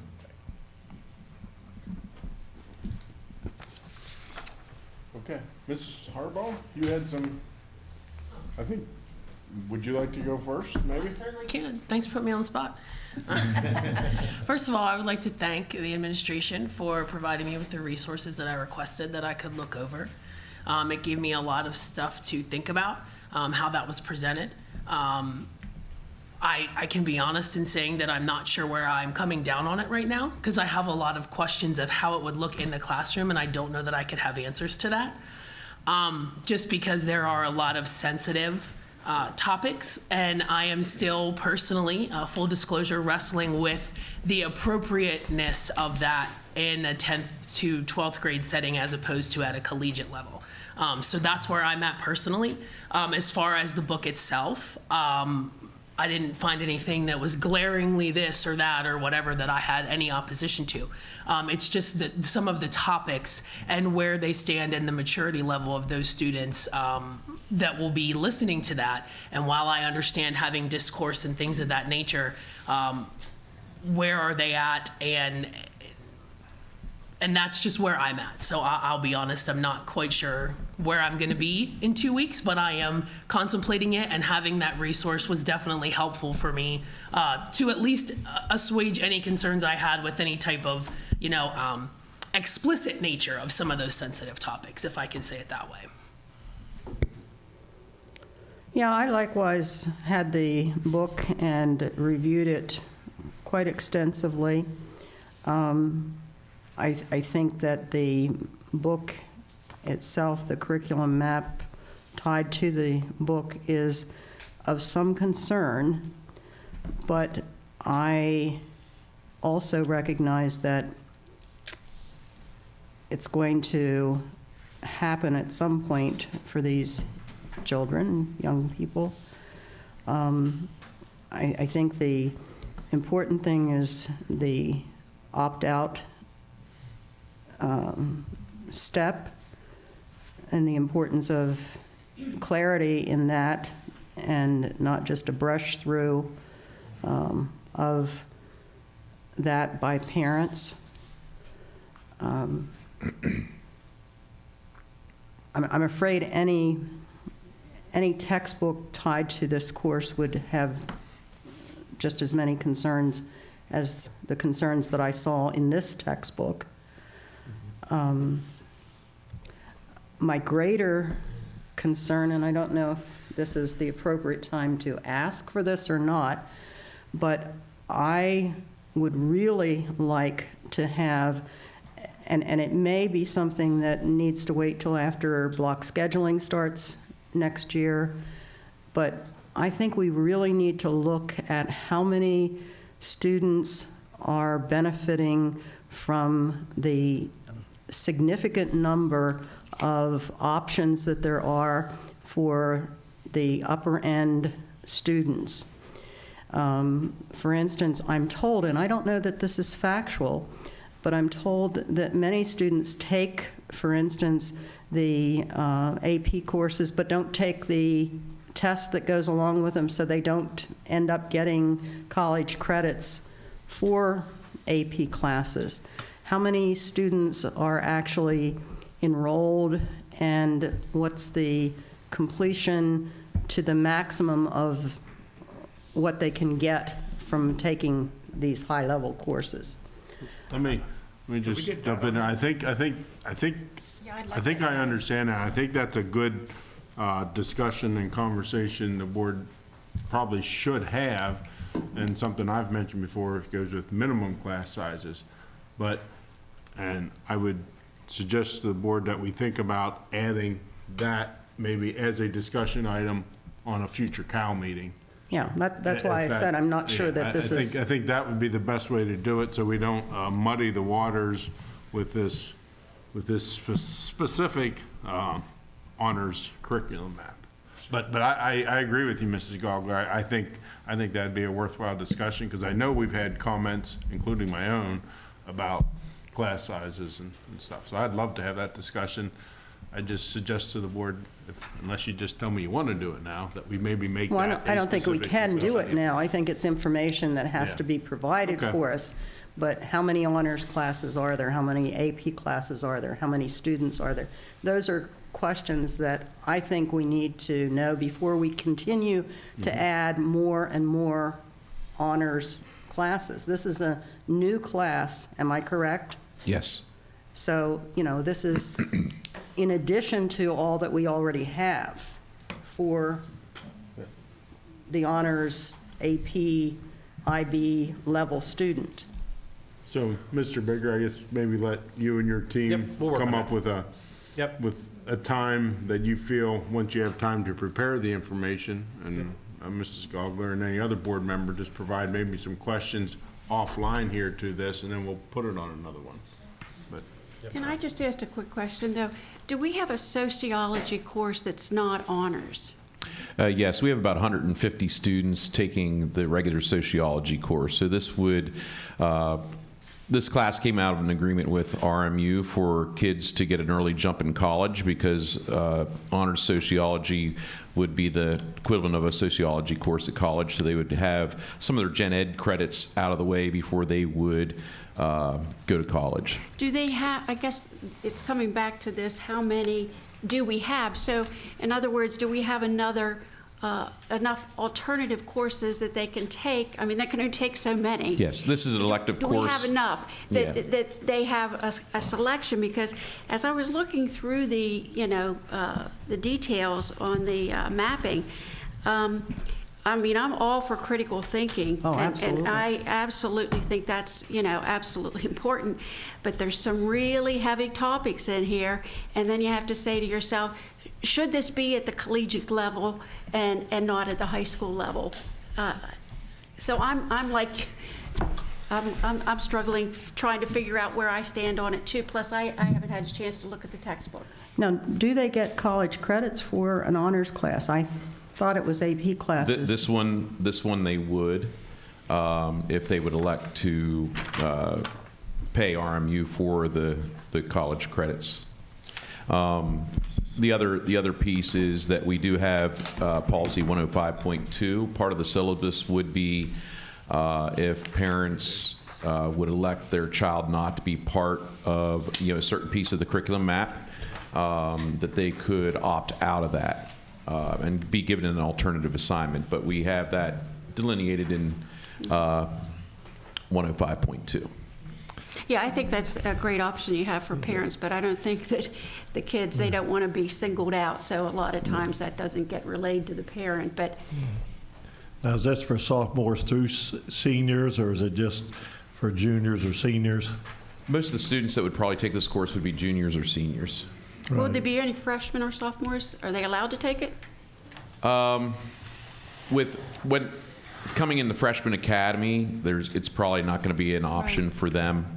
I guess there could be a sophomore or two that could, but it's primarily going to be for kids that are juniors or seniors that have electives to take and have met their requirements pretty much for graduation. And another thing I think that would help in the decision is if we could see the syllabus for the regular sociology course that we're currently offering. I didn't know how much difference there is. Is it online? I think I looked at that on the website. Yeah, they have the curriculum map online. Okay. Tell me that it was on there. Yeah. I think it's I can on look. there. I can look it up. And I think you had the resource for that. You looked at that book first, is that correct? Yes, I did look at that book first. And there are, yes. And to that point, the current sociology class does not have the same topics as the honors class. Does not have all of the same topics. There are some different ones. I mean, I don't So want the to. map looks different. I don't want to limit the kids that they don't have enough Oh, for classes to take. Yeah, there's not as much of the heavier topics in the current sociology class as there Okay. is in this proposed new one, in my opinion. I mean, you can judge for yourself based on what you see. Crystal Laudenseller put a nice weekly report in Friday. I don't know if people had a really chance to read it Yeah, closely. I read it. She did a really nice job of outlining difficult concepts and topics throughout the whole school district. And does the board understand where your authority lies with decisions like this? Are you comfortable with what you can and can't do and what your role is? Everybody's good with that? Okay, just wanted to make sure. I think what's tricky is we're asking our high schoolers ready for college courses. You know, I mean, that's part of the challenge. I'm curious to know that you said 150 taking sociology. If we had this course, I'm assuming not all of the kids would take that course then, right? Like you would have maybe 100 do the regular sociology and 50 do the honors, or I mean, I'm not asking for precise numbers that I'm going to hold you to. I understand, but and how would that typically play out? When I spoke to Crystal about that, we felt that our social teacher would be able to teach both the courses, that we wouldn't need to hire anyone additional to teach the courses. So we would probably, my guess would probably be maybe 2 sections, maybe the first year 1 section. I don't know. We'd have to see what the course request. I will say a lot more of our students are trying to get an early jump on college. Especially for a lot of our students that haven't traditionally been able to afford to earn some of those credits. So that's one of the opportunities that our high school administration, along with Dr. Long, have been working on with some of the colleges, with RMU specifically. I would echo what Ms. Harbaugh said and Ms. Gallagher. I'm concerned about some of the heaviness of the topics. I do appreciate that policy is there, that the students or the parents can opt out. Is that shared like at the beginning of the class, pretty much? You know, and I'm not saying that, you know, I'm just wondering how that's done. Right. Or, you know, with the elective, how is it shared? You know, and again, I agree with what Mrs. Diller says. There's some students, I know it puts them under pressure, but, you know, so. Yeah, we'd make that part of the syllabus. Yeah, okay. And there are some classes that that take, for example, elementary, their first health talk about sex. We run a couple information nights for our parents to see what's going to be taught and look at the resources, and parents can opt out. We have the same thing when I was a middle school principal. We had some parents that would opt out. So, I mean, that definitely could be part of that. We can also look at the syllabus about having parents sign off on the syllabus for a class like this, too. Okay, thank you. That would be a good idea. Well, and the one that you gave me, it said on there, I can't remember all of it because that was part of the book because I had handed it to you too, and it says, this class has, you know, below is the syllabus for this class. There are some sensitive topics. If you'd prefer, please email me and we can work out on this. I mean, it's very clear, and there's actually a clear syllabus there. These are the topics that we're covering, and then there's a place for the parent to sign saying that I'm okay with that. You know, so it's very well laid out that a parent, you wouldn't think that, you know, you would get into a heavy topic and the parent would be shocked that they're having that heavy conversation. So I don't have any concerns about that kind of stuff going on because it's very well laid out in that initial introductory letter 100%, it's a very well-written letter. It's very self-explanatory, in my opinion. I just want to say one thing. The approval is for the curriculum map. It is not for the resource yet. The resource would Right. come after we would approve a curriculum map. So the item 6.02 is to approve the curriculum map that's been out there, which I think you've all had the opportunity to see. Other board members, thoughts, comments, questions for Mr. Widman or Mr. Bicker? I have some. Yeah, from what I looked at here, I'm for it. I actually wouldn't mind seeing not just being an elective, so to speak, that you choose outside that. And the reason why I say that is we're talking about sociology. And I remember growing up, I remember going from elementary school to junior high. I'm talking about sociology. We had history, and then we had black history. History was required, black history was an elective. And when I got older and I look back on that, I'm thinking, okay, sociologically, that was the right thing to do, so to speak, back then. It wasn't all integrated and whatnot. And I'm wondering, what are we doing today? Fast forward to today, what are we doing that we're going to look back on? Sociologically, I just watched Ruby Bridges was on TV last week, I think it was, or the week before last. And I look at what she went through. If you guys aren't familiar with Ruby Bridges, she was the young black girl who integrated the school systems.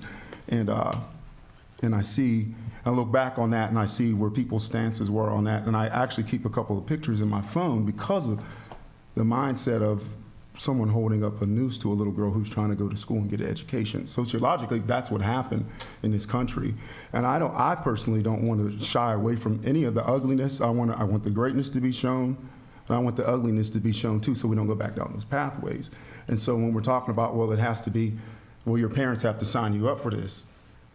I know my mom didn't sign me up for what I went through in going from elementary to junior high. And so I just want to make that plain that just because everybody didn't necessarily go through that same thing doesn't mean that we have to either shy away from it or think that that's too heavy, because it wasn't obviously heavy enough for me to go through it, or whatever some people may be going through right now. We mentioned not long ago about hiring teachers of color.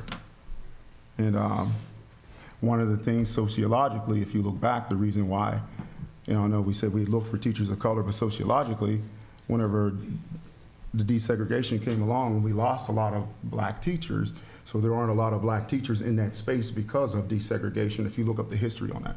So sociology, this is vitally important, and it's vitally important that we know exactly what went on sociologically so we don't either go down those pathways again, especially if it's negativity, or we repeat the good that happens.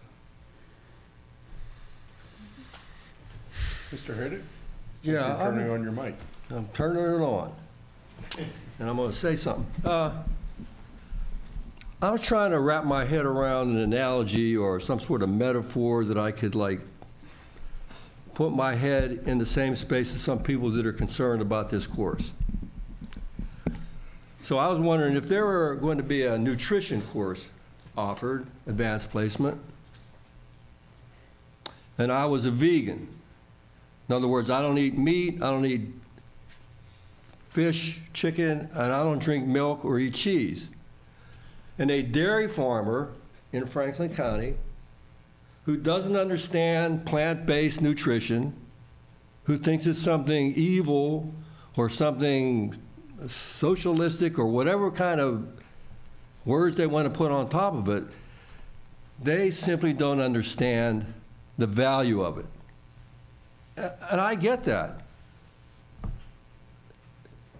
So should my child, if they want to be a nutritionist, be now not allowed to study that part of nutritional health? I think that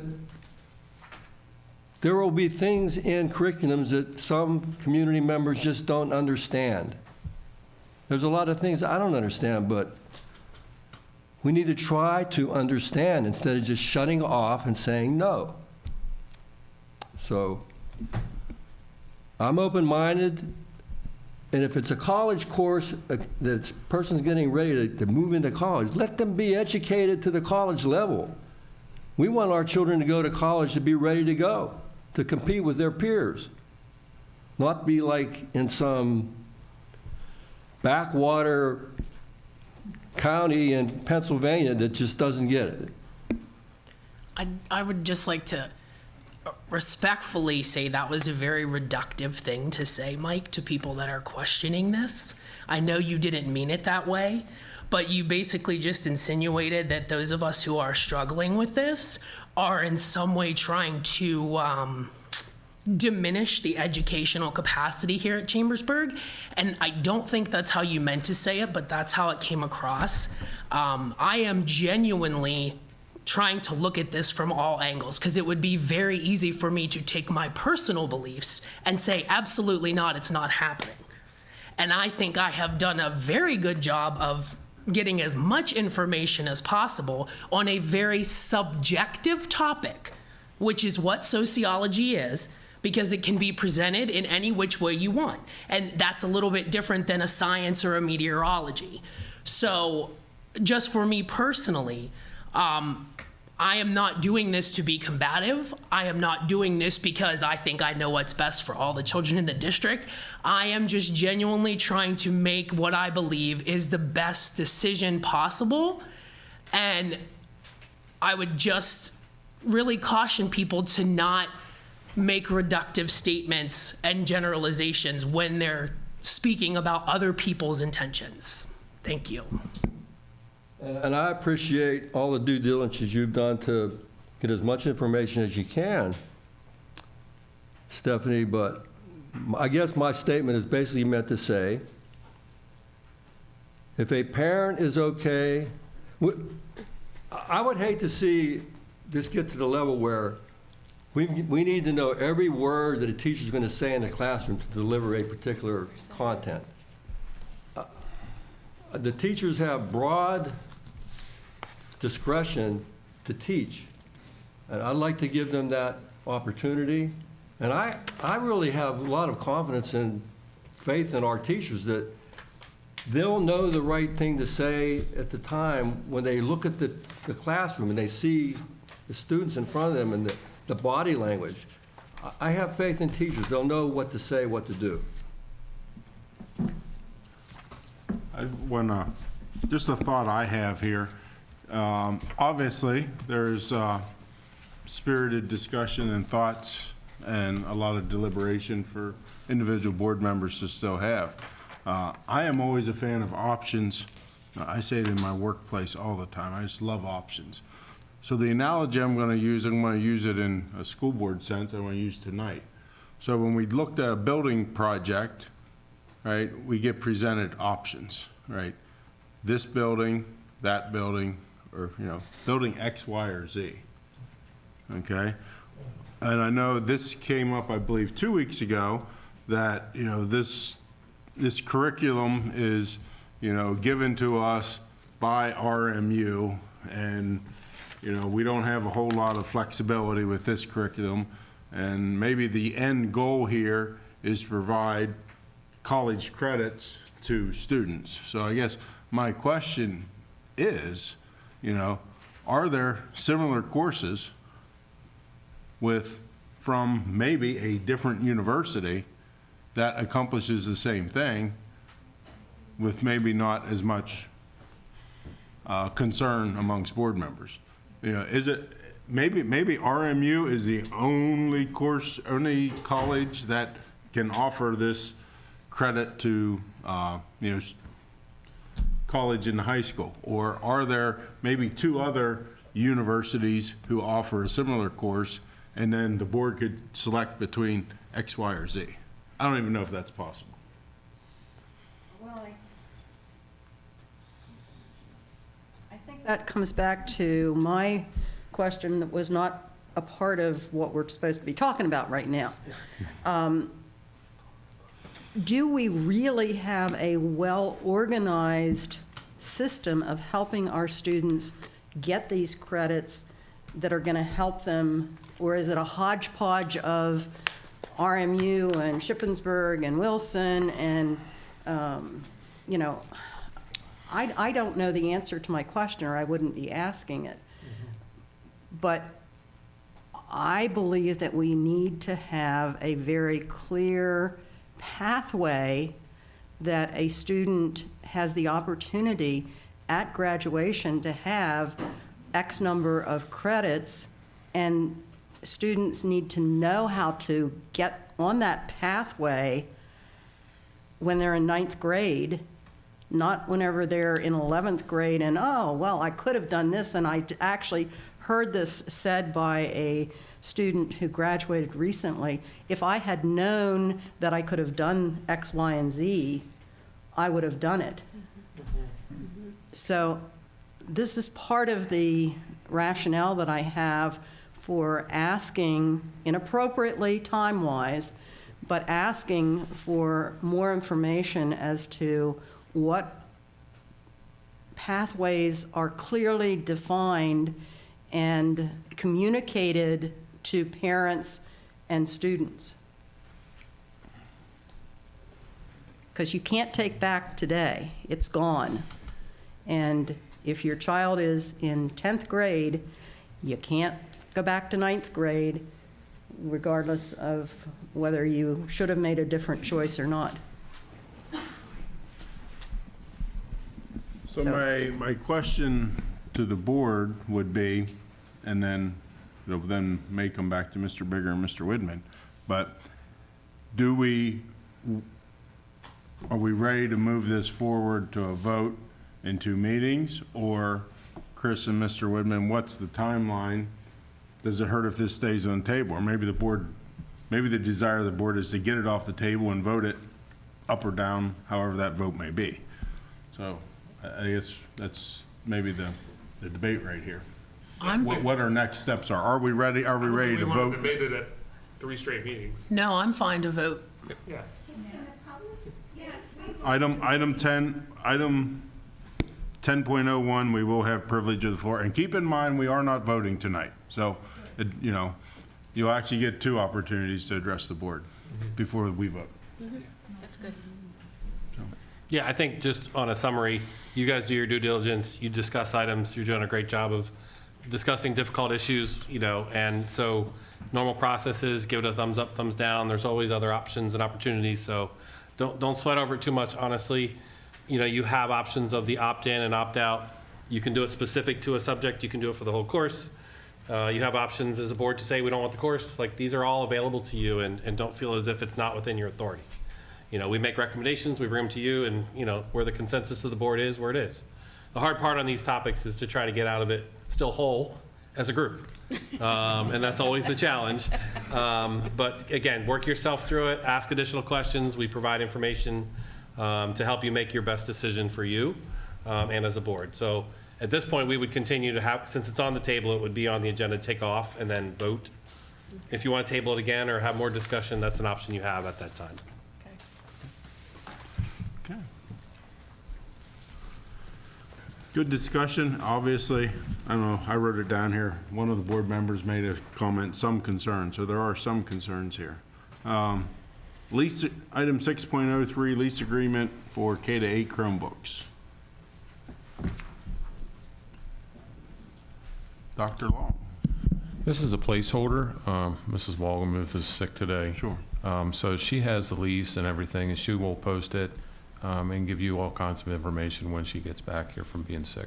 Okay. Is it worth putting in a Friday folder prior to the next board meeting? Yeah, we could do that, Okay. yeah. All right. We will. Very good. Thank you. Hope Mrs. Walgamuth feels better. Policy and legislation. First 2 will be second readings. Any questions or discussions, comments on any of those 3 items, 8.01 to 8.03?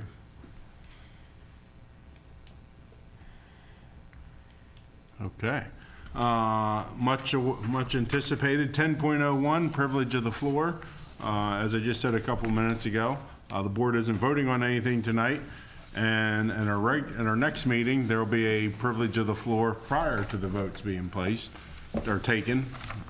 So the public will have 2 opportunities to discuss this one topic that we just discussed or any other items that we may be voting on next week. So with this, Mrs. Pennell? No, Mrs. Julie Palau? Raleigh, I'm sorry, I missed the R on here. It's okay. Good evening. I'm really glad to be here, particularly for this discussion. Microphone. Yep.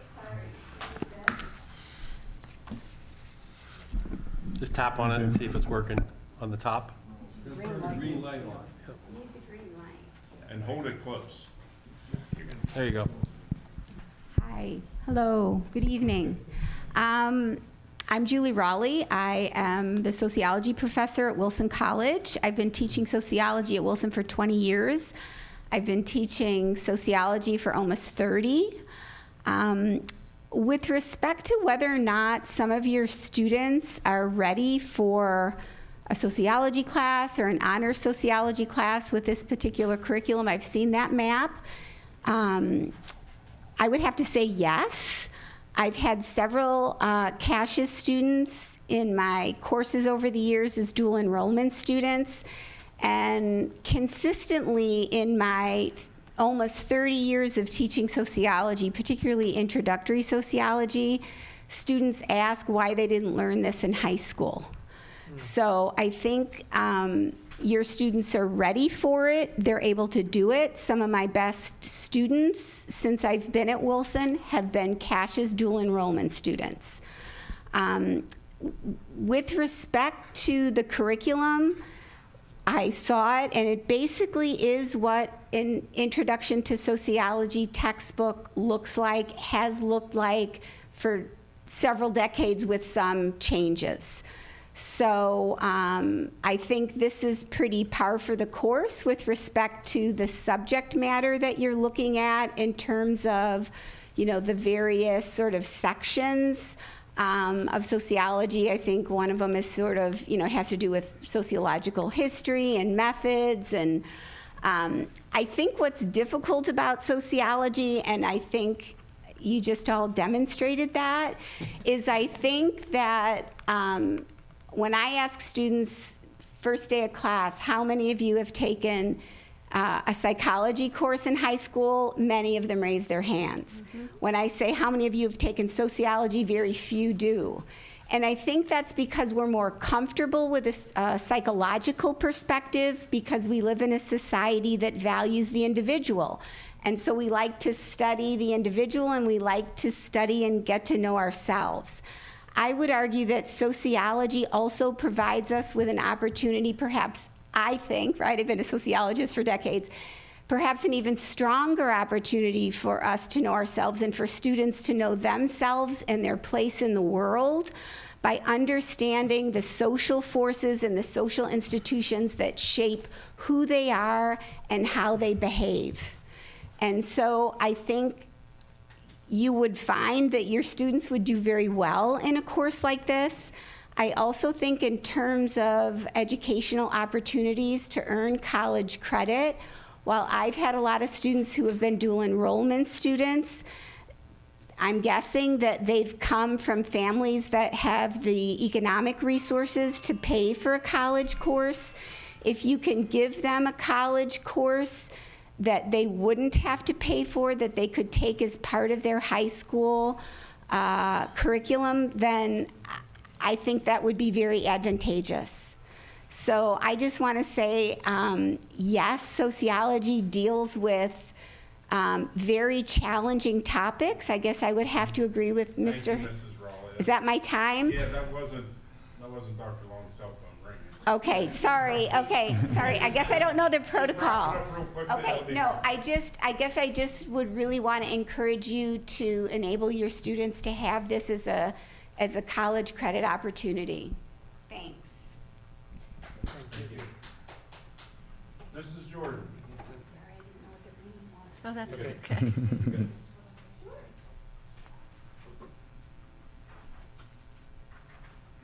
I'm going to piggyback off of what this nice lady just said.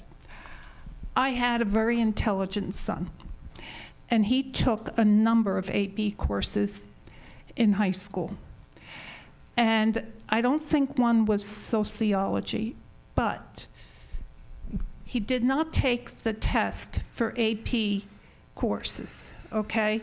Because he got a full tuition scholarship to NJIT. There's that, okay? I'd like you to move forward with this. We have very bright students in this world. I will email you some more perspective on this as a parent who had a very bright student who in 3rd grade was tested for his IQ. It was 140. We have those children. And I'm passionate about this now. It's up to the parent and it's up to the student, and these are 11th and 12th graders. And these are very mature students that are going to take this class. Okay? They are. And we need to foster bright students, not just middle of the road. And I'm going to go back, Mrs. Gogler, and re-listen to what you said. Because you kind of maligned the staff here tonight. Yes, you did. By implying that they don't know what they're doing. Now, we already have the students, and we already have the teacher. It's not going to cost me any more, okay? It isn't. And you know I'm very good in math. I want to see this. I want you to think over this to the next meeting. And I will go into email with you, give you a little more background. But this will help the student when they get to maybe Shippensburg or Wilson, that they don't have to pay for this course. I don't know what I'm going to find out from this lady tonight what that college credit is. If it's $2,000 a credit, that's $6,000 that the student doesn't have to put out. I want you to understand this. Now, my son was in high school. He graduated in 1996. The outdoor classroom, I'm going to find out. I'm going to get back to you because we were involved with one in New Jersey, my husband and I, with the Boy Scouts. I'm going to reach out to that principal, and I'm going to find out. I thought that was a very good idea. And I'd like you, Superintendent Bigger, to think about giving the parents and teachers more money towards classroom supplies. I'm thinking you probably, I'm thinking you, listen, you let this. On one topic, you wanted to talk on two, you need to be a better judge of your time. Excuse me, that's very rude. There's another gentleman who signed up. That's all right. Please. That's okay.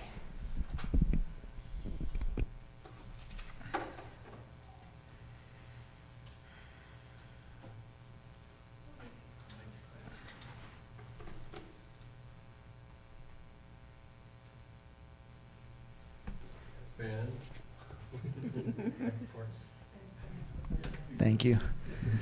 I went to a different school district growing up, a much smaller one, and I didn't have the opportunities that are being discussed tonight, advanced placement courses and the like. And I think it's great that the students have them. And I think personally that the more opportunities they can have, the better.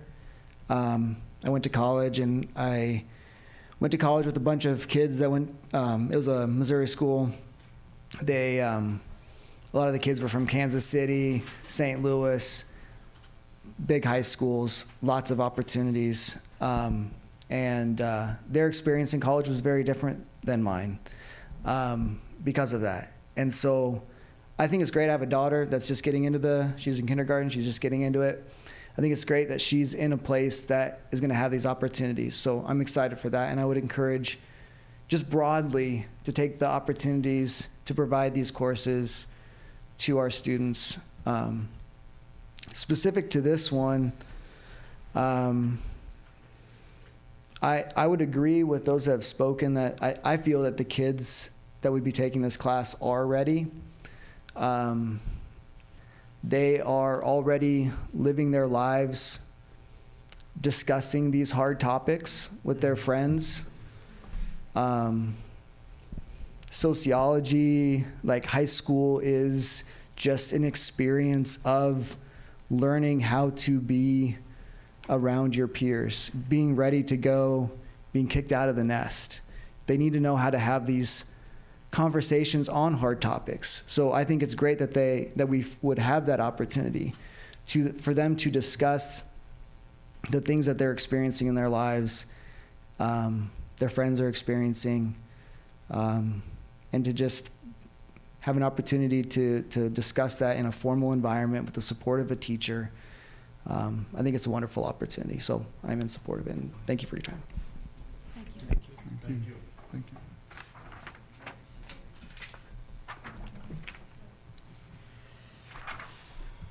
Any other members of the audience who didn't sign up like to make public? Mr. Jordan.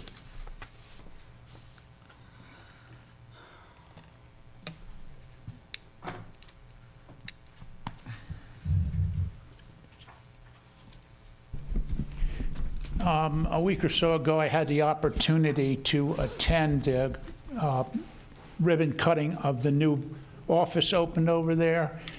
I'd like to thank all the people, administration, everybody else who was involved in making that happen. I was very impressed with that, very pleased with what I saw there. I got a chance to talk to the young lady from Maryland who's been doing a program for a couple years.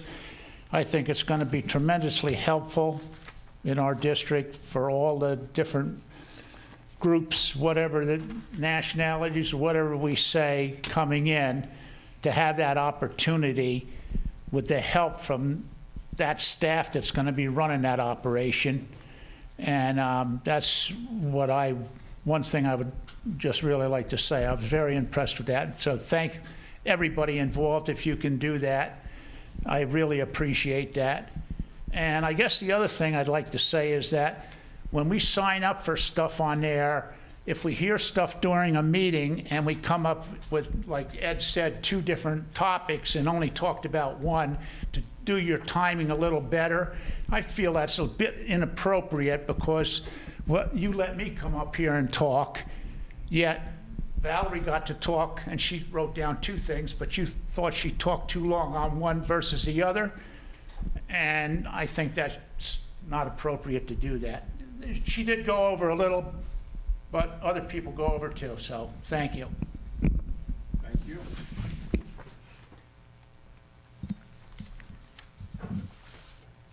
Yes, ma'am.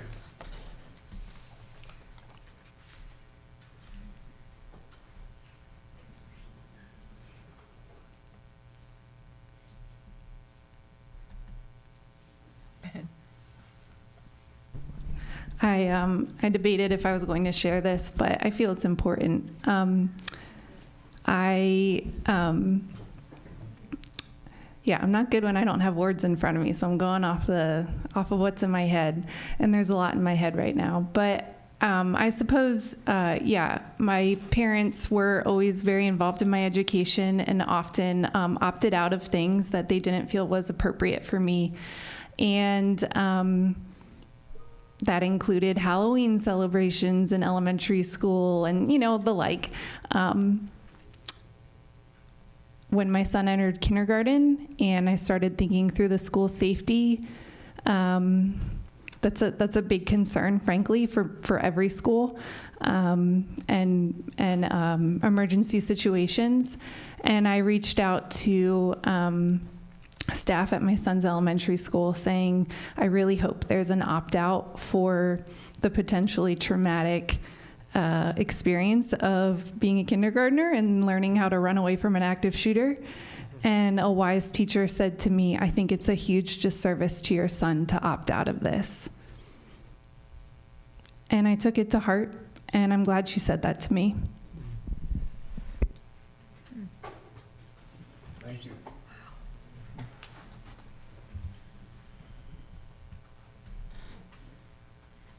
Okay, item 11.01, just an informational item that's out there for them to see in the district enrollment summary. And last but not least, prior to adjournment, item 12, any new business topics the board like to discuss? Or maybe a future discussion? Discuss a future discussion? Once it's discussed and discussed and discussed again, then we'll vote and vote and vote. Okay. Right. The board will return to executive session to continue on some personnel matters. With that, our meeting is